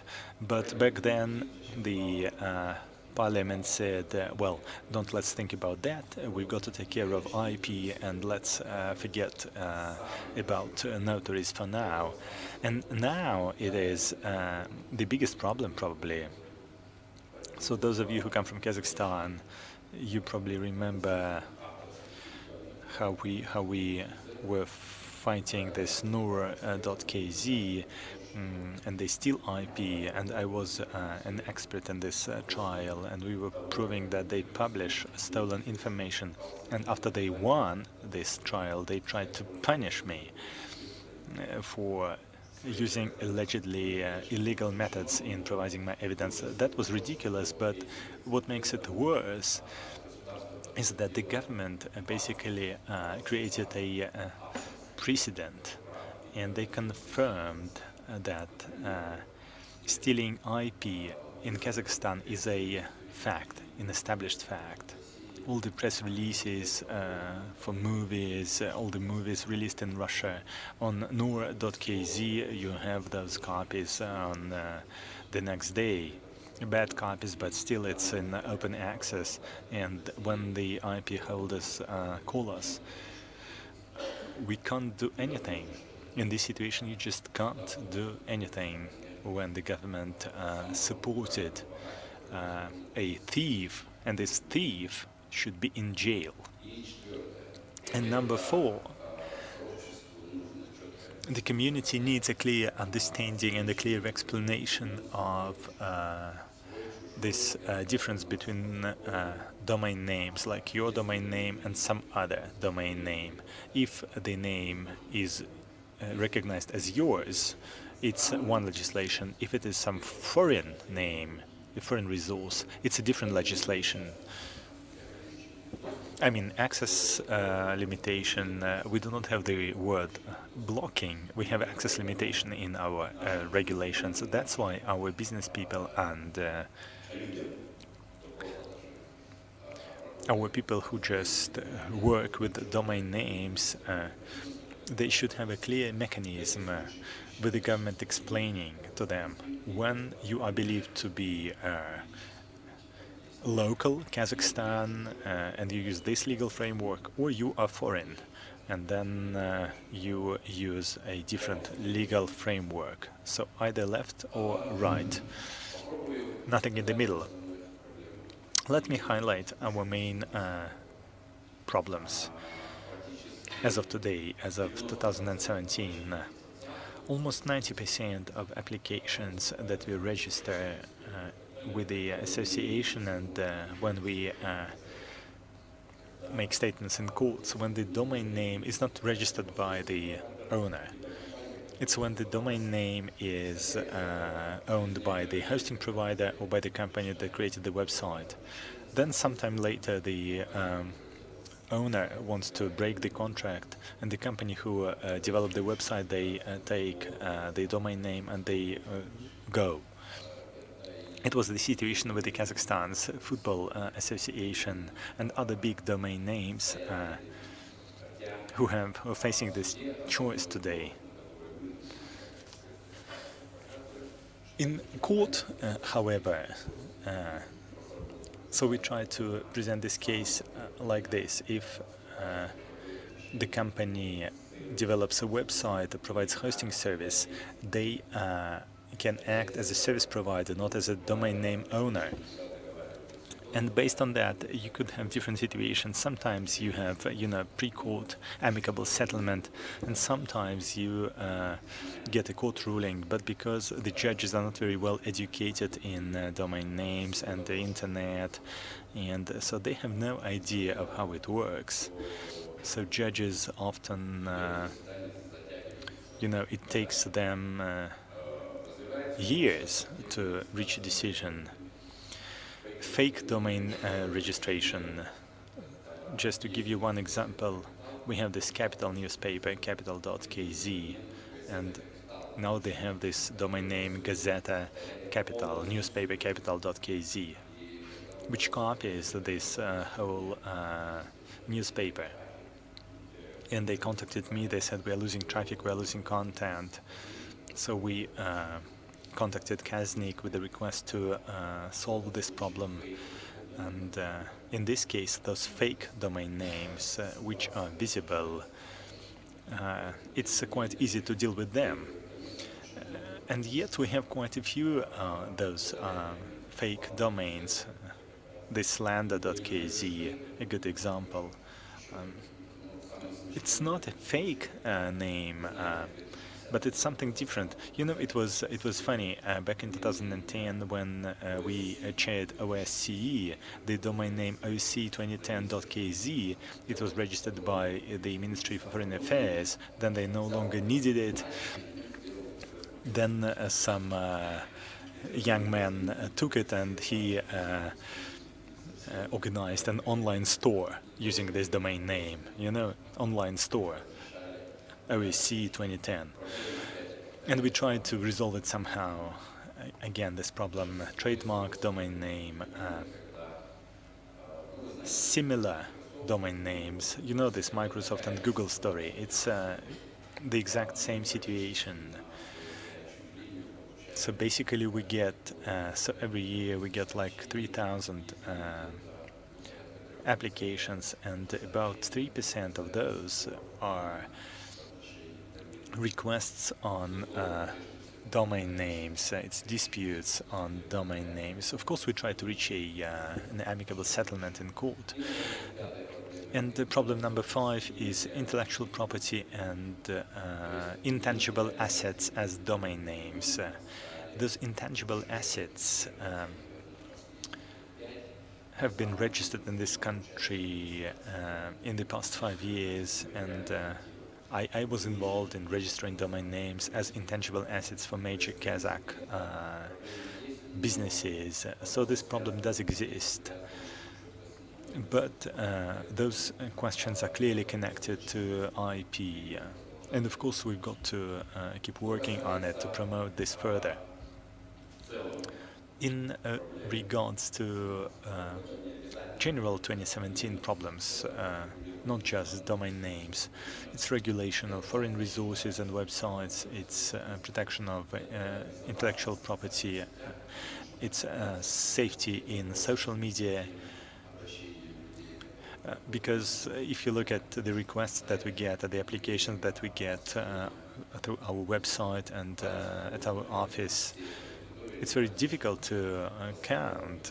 It's an endless amount of situations when people get blackmailed, when their personal data gets stolen, because people would publish everything in social media. So personal data protection, it's a very relevant question, relevant issue, not only for this country, but for the entire Eastern European market. And then responsibility for violating legislation. 1.5 years ago, we had this new responsibility for, personal abuse on the internet. And people were protesting, and our point was that we had this responsibility before. So if you insult someone, if you humiliate someone, and we had those trials. Today we just have a little bit more trials, a lot more trials rather, I should say. And so this kind of responsibility, so if you insult someone on the internet, so you can get punished through a court ruling. and people get united on Facebook, and they file a class action against someone who promotes hatred or something.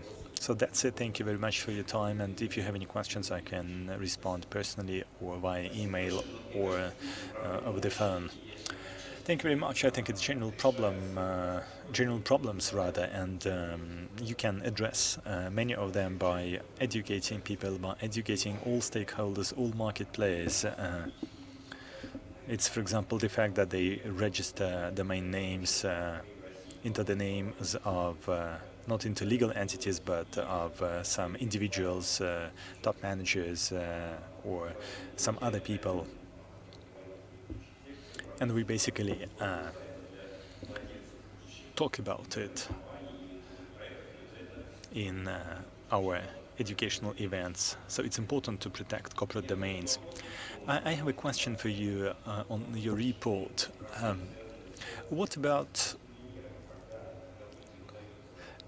situations when, for example, you file a suit and the domain name administrator understands that he might have problems, and they just re-register the domain name into somebody's name? In Russia, you basically what you do is you go and flag this domain name, that there is a trial in process, and you basically freeze this domain name, and you can't change the administrator or the registrar. What about you? Well, we have some registration rules, and they clearly detail how the registry, what the registry needs to do. So if we have an issue, we send it to KAZNIK, and KAZNIK makes a decision. And if it is a court order, so they basically establish a procedure, and so it gets frozen until the issue is settled.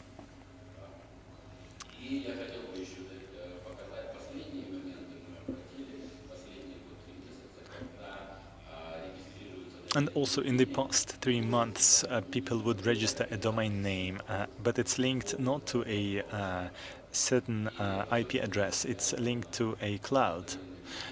And especially for those domain names like hate speech names or child sex abuse materials,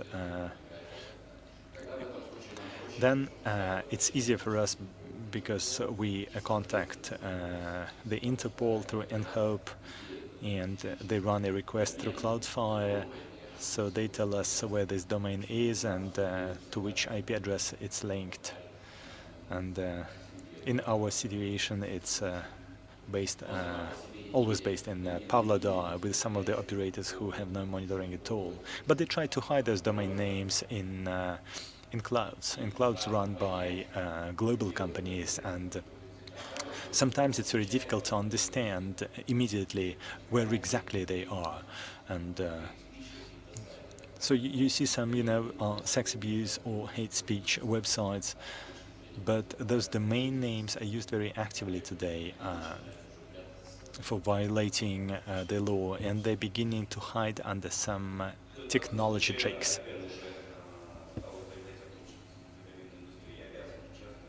And according to ICANN, they're saying that the domain industry needs to participate in this work. In the past, it was believed that it's just technical work, and you should not be involved in fighting the wrong content. Today, the paradigm is shifting, and we are becoming more responsible in developing this market. I just wanted to highlight one more aspect, and it's very typical of Russia in recent years. It's company directors before they get fired, they basically re-register the domain name, not into their names. They normally can't do it because you need to get a decision by the board, but they can re-register it into some other name, legal or individual. And the problem is so frequently faced. It's so frequently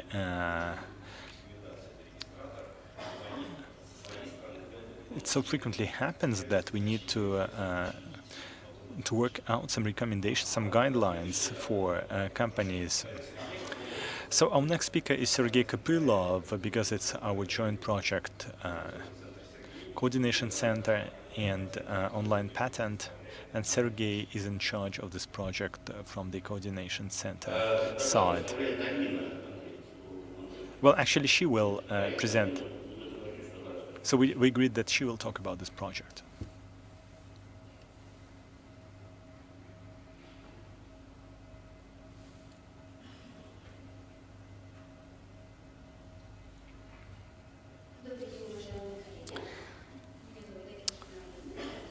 Good afternoon, ladies and gentlemen. I represent online patent company, so thank you for this opportunity.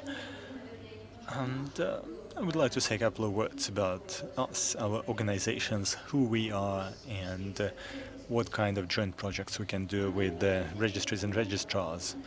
Online patent is an e-platform for registering and managing trademarks. So we provide services that you can use to file applications, to search for trademarks, and for managing and exercising your rights. We are a new service created in 2013, but we grew very fast because we tried to move away from the traditional paradigm of legal services provisioning. We tried to shift them into this virtual and electronic domain, which makes us very close to the principles used by domain name registrars. Well, to the extent possible, of course, taking into account the legal nature of this business. But this proximity allows us to work with the National Domain Coordination Center. And so we cooperate in three main areas. Number one, maybe 1 or 2 weeks before this conference, we agreed in terms of reference, and we signed an implementation agreement on an analytical study. It's trademarks registered in the Russian Federation and national registries for .ru and .rf. So in this study, we want to identify possible crossings and overlaps, and also produce some analytical data on domain name concentration, trademark concentration, and so on. But what is more interesting here is two online services that we present in real time. So the first one targets domain name owners, and the other one targets trademark owners.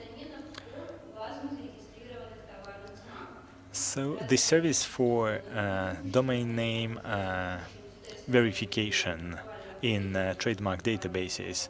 So we are already running a beta version of the system. We launched it yesterday or the day before yesterday on the ccTLD website.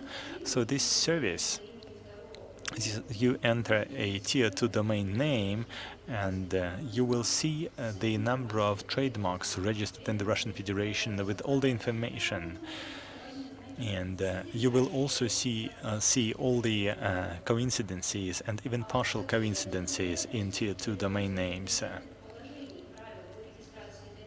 And this allows you to comply with the registration rules, because anyone who wants to register a trademark needs to avoid coincidences already registered in the Russian Federation. I just want to make those who are registering a domain name, not trademark. Yeah, sorry, my fault. In all domain name registration rules in Belarus and Kazakhstan, they have such reservations in the legislation. So this is the process, this is how it works, from the decision-making process and to the registration itself and probably subsequent trademark registration. So our experience working with the major Russian registrars such as RU Center and Reg.ru shows that such services and informing users on their existence stimulates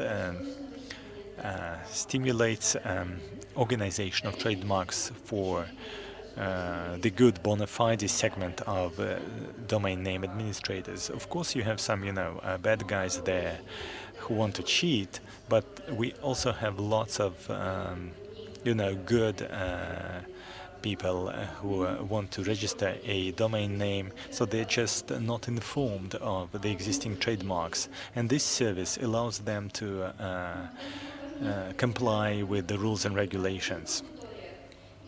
Several, partner projects, not with the registrars and registries. We work with banks, and it was a couple of weeks ago that we launched a partnership with Mail.ru.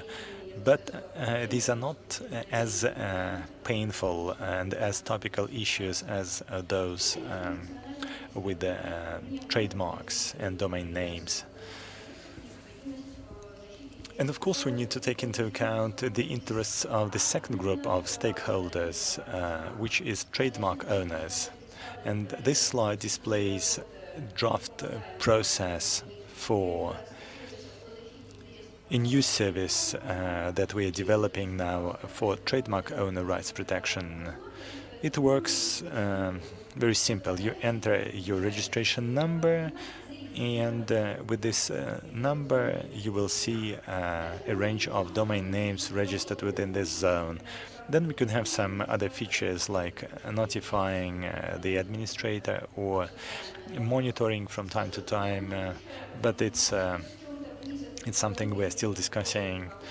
It's a little bit like Trademark Clearinghouse, which is supported by ICANN, and it's done by IBM and Deloitte.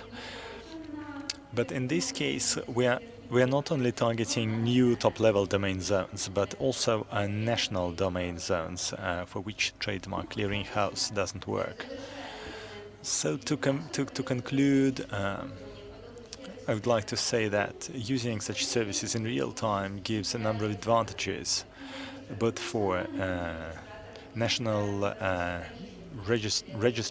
registries, for accredited registrars, and for domain name administrators and trademark owners. That makes the market more transparent and protects the interest of bona fide marketplace. So thank you again for your time and for the opportunity, and I will be glad to take your question and talk about our possible cooperation with the other national registries and registrars. Thank you. Well, thank you, Alina. So let me ask you this question. As far as I remember, Trademark Clearinghouse, they only look at complete 100% coincidence. And in the Russian Civil Code, we have this, very similar. Very similar is not 100% similar, right? So it's a different extent of coincidence. Right, because if you just register a similar trademark, a similar domain name, you could later face lawsuits. So is that taken into account in your service? Because technically it's impossible. Well, actually, let me start from your last question, because I think it's a simpler one. In regards to combined trademarks, graphical trademarks are not something that we look at, because we're only talking about domain names. In regards to combined trademarks that have, words, those words can be recognized and they can be analyzed against the database. So we look at both text trademarks and combined graphic and text trademarks. In regards to your second question, this confusion of almost similar trademarks almost coincides in trademarks. We analyzed our colleagues' experience, and for some reason, and TMCH did the same. What we do is when we when we take the responsibility of establishing some degree of coincidence, actually we are an automated system, and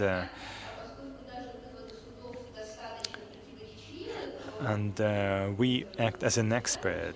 And sometimes, even if it is considered by a court, court decisions are contradictory, and it's very difficult to teach even a neuron network to make such decisions. So, like TMCH, they use digitalization,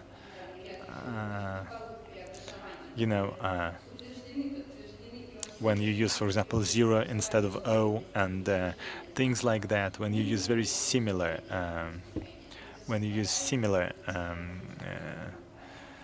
similar words and similar symbols to confuse people, but we cannot possibly analyze it like this. You need to have a up-to-date database for trademarks and domain names to do this comparison. How do you get access to those databases, and how do you make sure that those bases are up to date? Thank you for the question. It's very important. Trademark database. We have integration as part of the contract with Rospatent. It's our national patent office. And similar contracts can be signed with the patent offices of other countries, because the registries are open. Although even in the Russian Federation we had to improve the database, clean this database, put things in order there, because they had a lot of garbage in the database, incorrect entries and things like that. Similar problems could be there in other databases. Technically it's possible to do, it just takes time. In regards to domain name databases, obviously it's a question on our next service, which is tracking trademark owners' rights.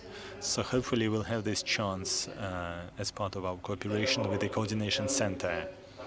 Well, in terms of Coordination Center, no exclusive access is required, because we basically check things against who he is, right? So you get this text, and this text is checked against who is database. So it's always relevant. It's always up to date.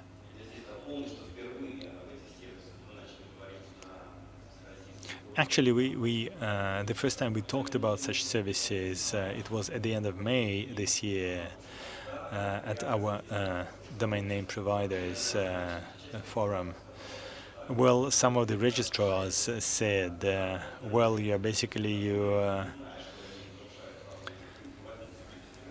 you're taking some money from us, because some users are not aware, and they will otherwise. So when they know that they're violating some rights, they will not register those domain names that they would have registered otherwise. But we don't think that's the right approach. If there are no other questions, thank you very much. And I give the floor to Sergey Kopylov. The past 9 years of TLDCON and what the Russian registry has done based on those conferences. So I'm a lazy guy, I don't have any presentation.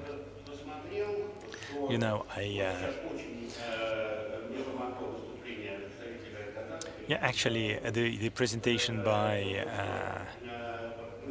the Kazakh registry was very helpful, because you basically listed all the problems that we faced before, and so we faced and addressed those problems over the past few years. It's notarial certification of those of the content. So before we had this decision by the Supreme Court, notaries were reluctant to certify this content. So they just didn't want to do this, and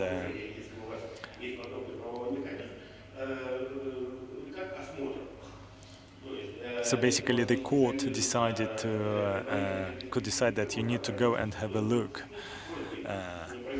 So you basically go to court and you request that the evidence is secured by observation and by issuing a court ruling. And then after that you can make a website screenshot, and this screenshot will be considered as valid evidence in court. So the same with the delegation, and I will come back to this. Trademark protection. Well, I wouldn't call judges incompetent. Normally they are quite competent and they try to understand what it's like. They just lack technical knowledge. So it took us a long time to understand what to do about it. Going to court every time is very demanding. So we would choose that they invite us as respondents or as experts. And it's already part of regulatory practice and judicial practice. So we basically make a conclusion. So they request a conclusion from us, expert assessment, and we write this expert assessment. The first 15 pages, we explain who is who, operators, providers, and how it works. And the last page 16, we basically talk about the essence of the matter under consideration, and it's up to the court to decide. So when the judges read the first 15 pages, and they do, because they are interested, then they're better informed, they're better educated, and they can make a better decision, a better ruling. And then we see, in the court rulings, we see the wording that we plant in the documents that we send them. And I would highly recommend that you use the same approach in your national courts. Now a brief overview of problems we faced and problems we addressed and solved, and what the registries, other registrars could face based on our experience. So let's start from the very beginning.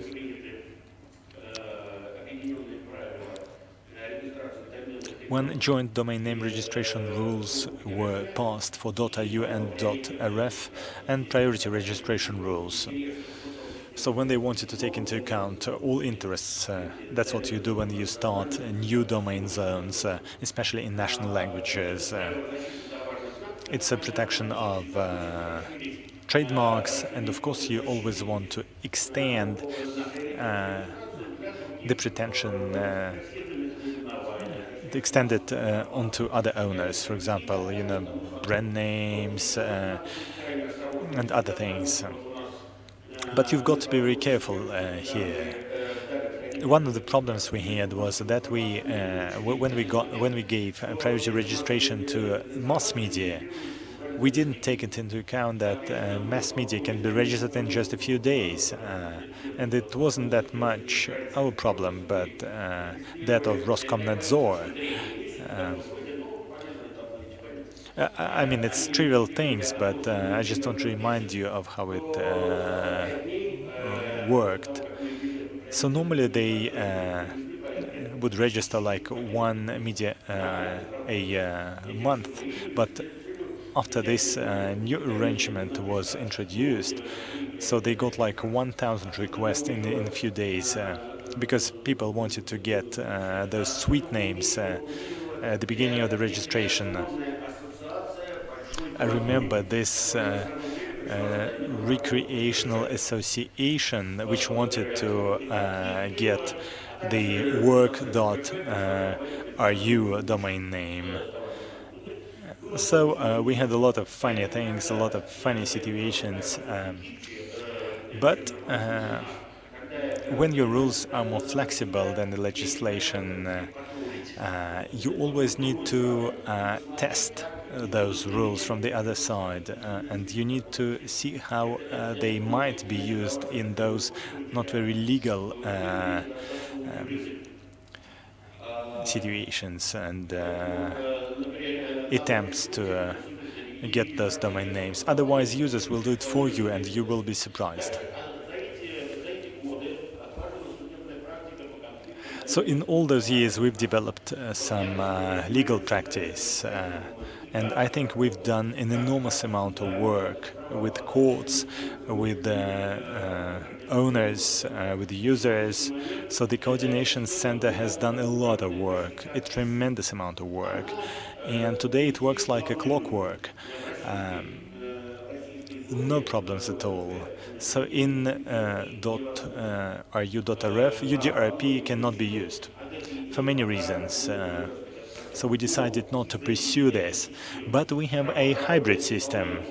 And this hybrid system has been quite successful for many years.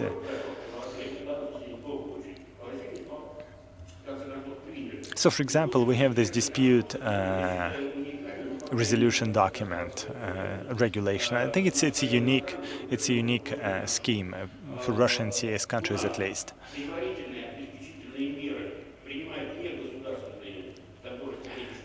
So we have registrars who can take preliminary measures, who can freeze names. Then the court makes a decision, and this decision is executed by not by law enforcement agencies, but by coordination center accredited organizations. And it's an established practice. So the Supreme Court and the Supreme Arbitration Court, so they recommend to courts that they make rulings, they make court rulings in such a way that it's easier for registrars to implement those rulings. This is a unique legal structure, so I basically created it with my own hands, and I'm still surprised. So we did it, and it works. So domain disputes are discontinued very quickly, and no one gets back to it very quickly because the domain name quickly goes to the right owner if there is a court ruling. And the courts do not mention product classes in their rulings, because they already know that if you ban to use a domain name for some certain groups of products, you have a collision. It means that you can use this domain in some other product class, and you can't take it away. And it remains with the respondent, and the entire trial is useless. But thanks God, we are moving in the right way. Well, the downside is that the legislation does not stand still, so we are flexible because we do not have one whole judicial system. We have arbitration courts, we have general jurisdiction courts. So it's two different structures, and they all report to the Supreme Court. So we have some more work to do.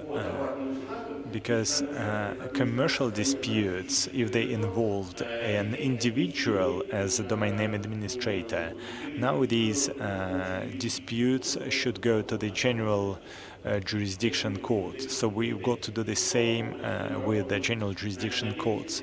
But hopefully we've developed the practices that we need, and we do not expect any problems with general jurisdiction courts. So in the past 9 years, we've always made this point that domain infrastructure is not responsible for the content. It took us a lot of time to explain that the registrar is not an information intermediary. They cannot be responsible for user content. They only register domain names and gives the domain name some technical characteristics, so they have nothing to do with it. And even if you disconnect the domain name, that doesn't mean the resource will disappear. And fortunately, we put it through the courts, and we have explanations from the Supreme Courts. But basically, the conclusion now is do not touch the registrar. Do not shoot the registrar. they do their work and do not take them to court. So fortunately, thanks God, it's now working, and we have explanations on our website on registrars as information intermediaries. So if you are interested, you can go and have a look in the Q&A session on our website. Finally, illegal content. So everything is going quite well. We had some mistakes when we, as a community, when we started to launch those.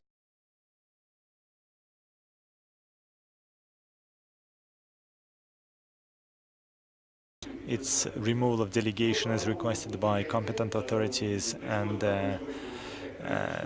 we then had to make explanations that you can remove delegation if it is a big resource, if it is a very important one, if it is a major one. So it needs to be done by the registrar if they want to make sure. Because as soon as we introduced it, we get a letter from drug control, the drug control agency, and they decided it was about drug propaganda, and we got a request to remove delegation with the domain of kontakty.ru. It's like facebook.com in Russia. And it was done by some regional drug control agency, because they didn't like that one user, posted something about drugs. And that was funny. Then, when this drug control agency disappeared, we didn't have too many requests from the law enforcement authorities anymore, because for them to do it, they need to have a criminal case open, so the bureaucracy is so complicated on their side that this thing no longer works for them. But they use a different point. It's 5.7. It's prevention of computer crime, that the legislation cannot catch up with, and where you need to respond immediately. It's such crimes as phishing, malware, and things like that. So it's not clearly defined in the legislation, and it takes a long time to respond to. But we are making progress. We have a set of competent organizations and expert organizations. So Andrey already talked about it. So we have this whole set of organizations, and it's a combination of unique expertise, because we have we have experts from those organizations, and they're certified by the Coordination Center. And so we have Roskomnadzor, Russian Communication Supervision Agency, and the Russian Central Bank. So they're involved, they contribute their expertise to the domain infrastructure in the Russian Federation. We've never had this level of contribution before, with the Roskomnadzor and the Central Bank working along our rules. Now it's going quite well, and we are being able to clean this zone. It used to be considered like a garbage zone, but it's no longer like that. So it's things are being cleaned up, and so we are pretty close to being a green zone rather than red or orange. So as compared to the other zones, we are becoming clean and nice and easy. So if you want to introduce those things in your national registries, you can use our experience. It worked well. However, we had one problem recently, so it's still ahead of us. So this problem is removal of delegation as requested by other foreign organizations. So we're now dealing with one of our registrars. So they removed registration because Spam House complained about one of their customers. So if you've been on the internet for a long time, you've heard of this organization many times. So their claims are not always grounded. And you know, fighting spam, you've got to fight spam, but sometimes they do very strange things. So on the one hand, you need to hold the registrar accountable for violating the rules. On the other hand, it's not that easy, and we are not the first registry facing this problem. And here we can talk about it, we can discuss it, because we do not have much experience here yet, and we have yet to accumulate it. Because if the registrars can remove, can cancel registrations at the request of an organization that we know nothing about, and you know, this cancellation for spam, this is a very interesting topic. So it's a question, basically, it's an open question for you. Do we need to comply with the Spam House requirements, or it's so they have their story and we have our story, and we're not going to make any changes to the rules. Thank you very much. Thank you, Sergey. So I would like to ask Katrina to join us here, because Latvia, the Latvian registry has a lot of experience working with a Spam House. Well, we have an elegant solution. We want to have as our registrars vulnerable. So our suggestion is, if you are a registrar, if you get a notification from Spam House, you should contact our institution of competent organizations not to violate the coordination center rules. And then we look into it.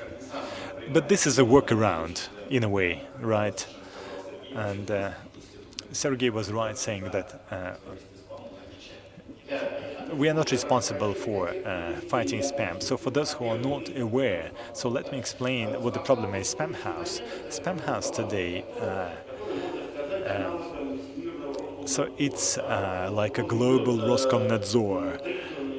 They are recognized, they run widely recognized blacklists of IP addresses, and they're used by hosting providers. So not responding to a Spam House request involves a lot of risks that the registrar's IP addresses will be included in the blacklists, and his customer's email will stop flowing, and you will see, there is someone out there, and if you do not comply with their requirements, you will make your customers and your operators vulnerable.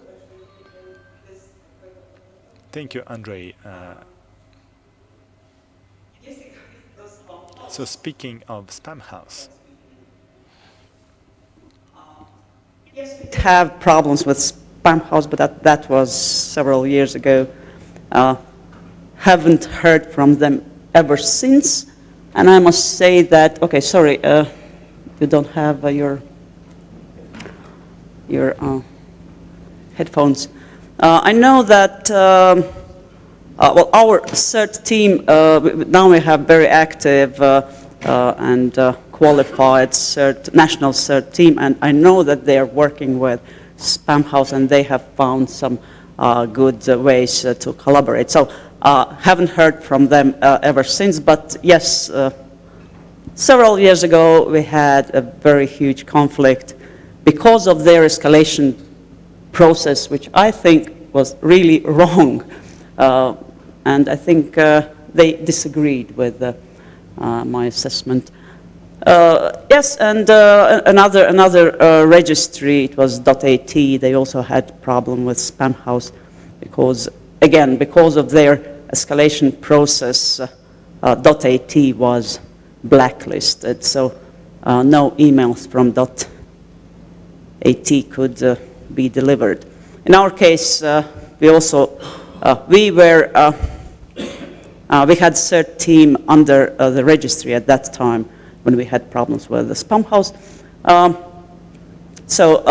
Yes, and our CERT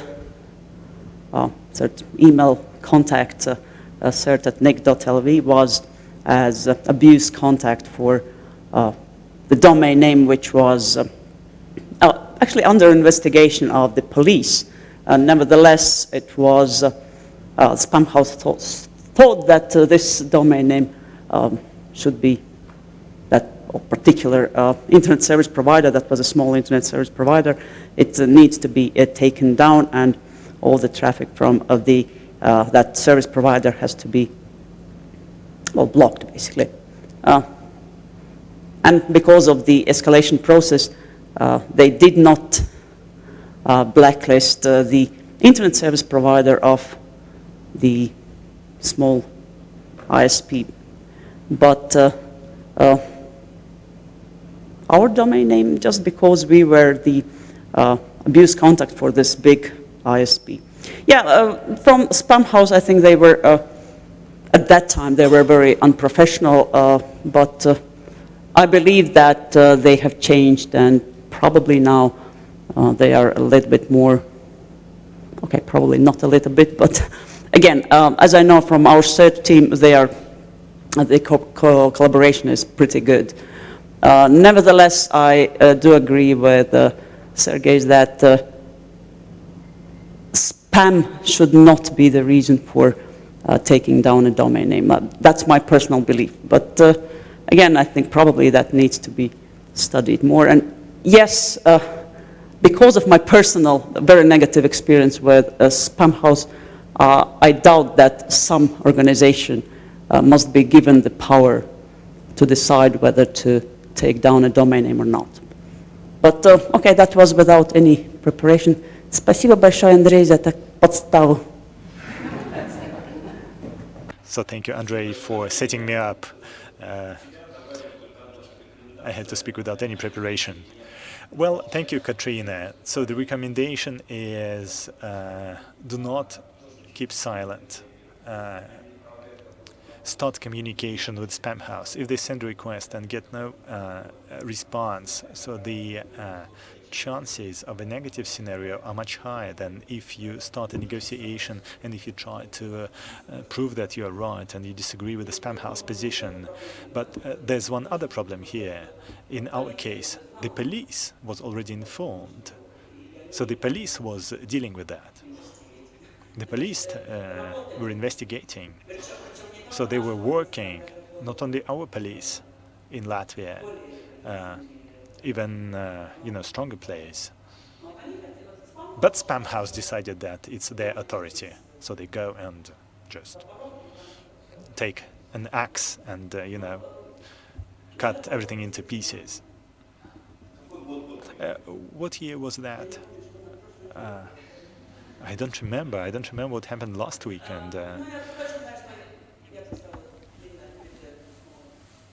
But I remember I sent a long letter to the internet community because you've got to control the controllers. Otherwise, that's a good point. So I will actually support you here. You know that you have this Dr. Evil, and we all face them individually in different individual countries. And I think it's high time that it's not always Dr. Evil. Spam is evil, and you've got to deal with spam. And suddenly, they want to be, the World Cup in fighting spam. So I think it's they're all wrong, and if you undertake this function, then you should start a global discussion on that. So I think these ideas should be addressed by ICANN. So we could probably produce a final document, and it should be part of the final document of this conference, with a proposal to ICANN to start a discussion on unification of rules dealing with the Spam House and other organizations as one common standard for all registries to cover the entire internet community, so that all those internationally recognized organizations as World Cup, so they do not violate their rules. It should not be their own rules, it should be international community's rules. I think it's a good point. It's a good point for CC and ISOC for the upcoming ICANN conference in Abu Dhabi. We already have an agenda. We have some comments from the floor. Can we get mics out there?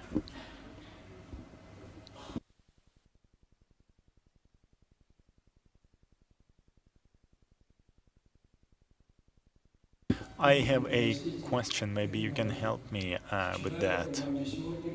So yesterday and today I heard that domain name registration system should not be connected to content. They should be disconnected. Or somebody said that it should be connected because the situation is changing. Now Sergey said that registrars should have nothing to do with it. So where's the... I'm confused. Actually, there is no confusion here. There is no confusion here.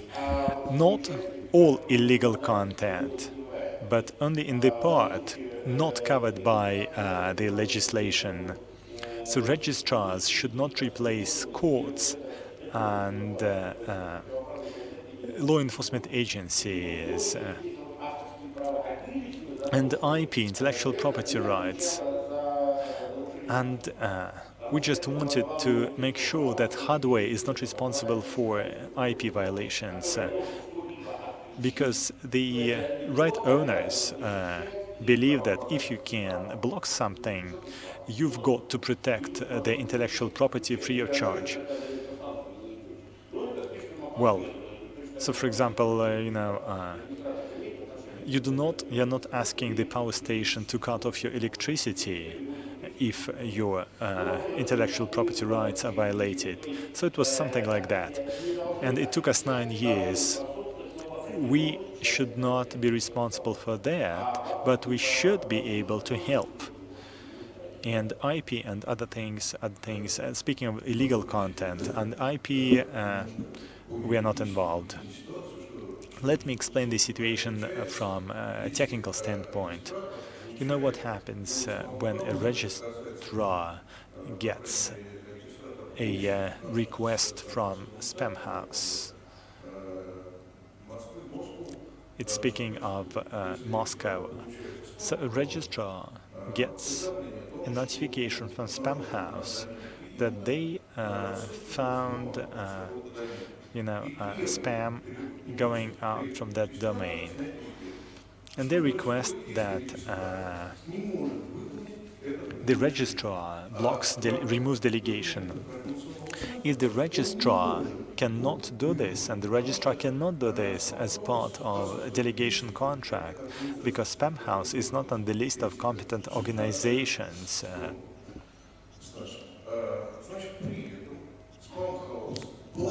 and spam house goes and blocks registrar's services,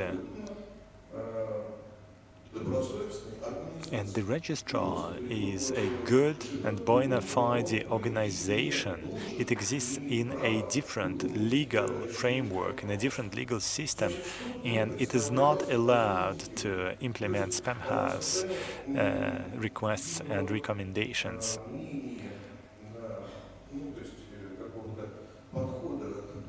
So what we need to do is we need to work out a common opinion from the community to deal with the spam house. At the same time, we have an institution of competent organizations in Russia, and we could start an official dialogue with spam house on an official level, so that they send their requests not to registrars, but those competent authorities. Then it would work within the legal framework.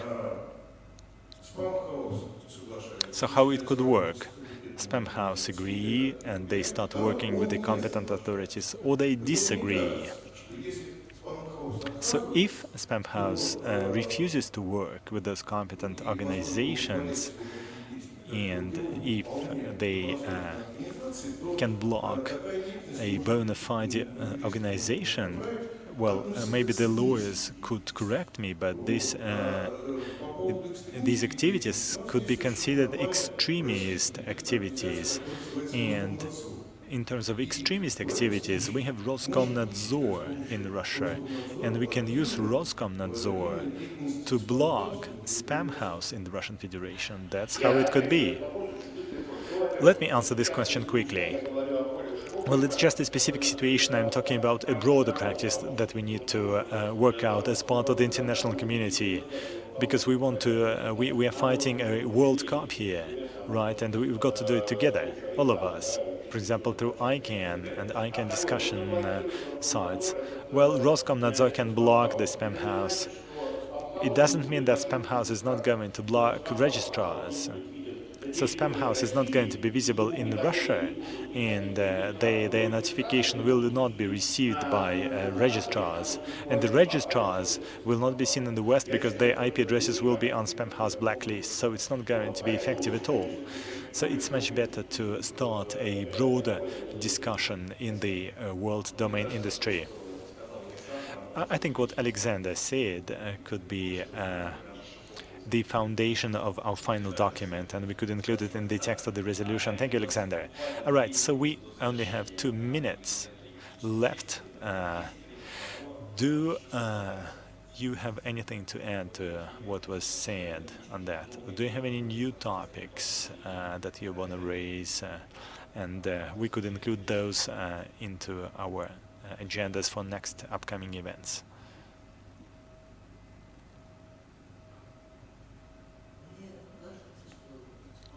So I think that Spam House could only produce recommendations. They could recommend, but blocking, it's the same thing in Armenia. Only courts have the right to block. Even the registrar cannot do it.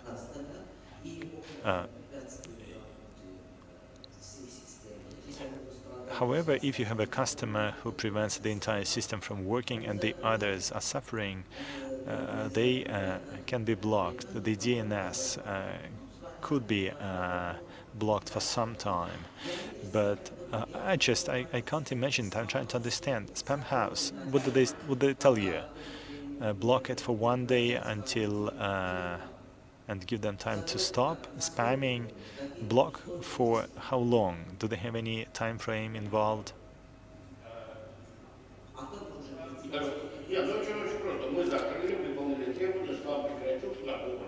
Well, we basically block it. There is no spam, so they receive this email and they unblock it sometime later. Well, Komodo does the same. They're saying we're seeing spam, we block, unblock.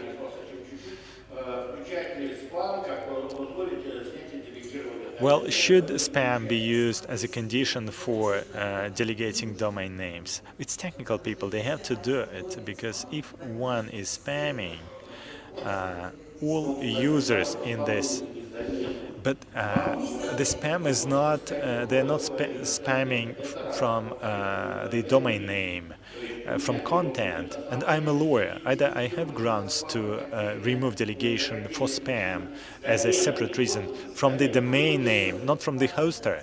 All right, I got it. No, we cannot block domain. We cannot touch the domain. And the hosting, each registrar has the right to block the hosting.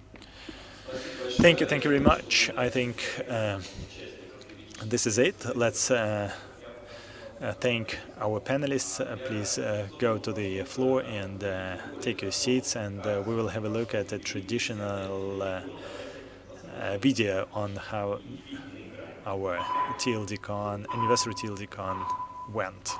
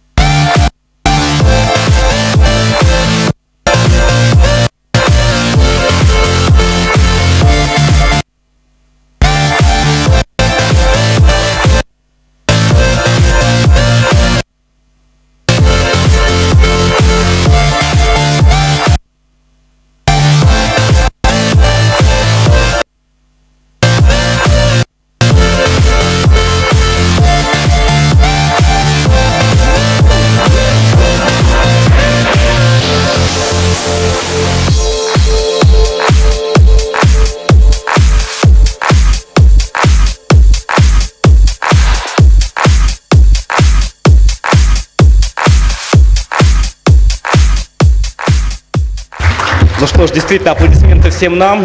Перевернуто еще. Well, thank you everybody. So we've turned one more page in our common TLDCON history. Thank you Kazakhstan, thank you Almaty. We thank our sponsors. So you saw all of them here on our banners, and Ruslan and Nikita from Kazakhstan. They took all the trouble organizing this event, and now it's time to announce the country and the registry to host our next TLDCON, our 11th TLDCON, and I would like to invite here Katrina for a mini presentation. So next year TLDCON will take place in Latvia. Thank you, Andrey. But this time he warned me. He warned me yesterday that I would have to say a couple of words. So they told me not to show it in a video because everybody is tired, and what can I say? My inner voice tells me that it's not going to be plus 30 degrees Celsius. I don't think you're gonna see much sun, but you're gonna have a very interesting presentation, a very interesting conference. Why do you need a weather forecast, like they say? You will see everything tomorrow yourselves. So please come and you will see everything yourselves. We're gonna have a fantastic TLDCON 2018. And welcome to Latvia, and see you all next year. Thank you, Katrina. And this is the end of the official part of TLDCON 2017. We're gonna break for lunch, and at 2:30 we go on a tour. Thank you, and see you in 2018. Some housekeeping points. We're gonna have lunch. Take those meal tickets from the registration desk and bring your jackets or something, because we're going to the mountains again. It could be a little bit chilly. At 2:30 we are boarding buses, so it's 1 hour later.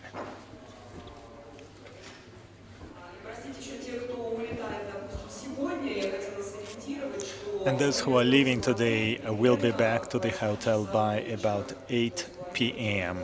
So make your plans accordingly.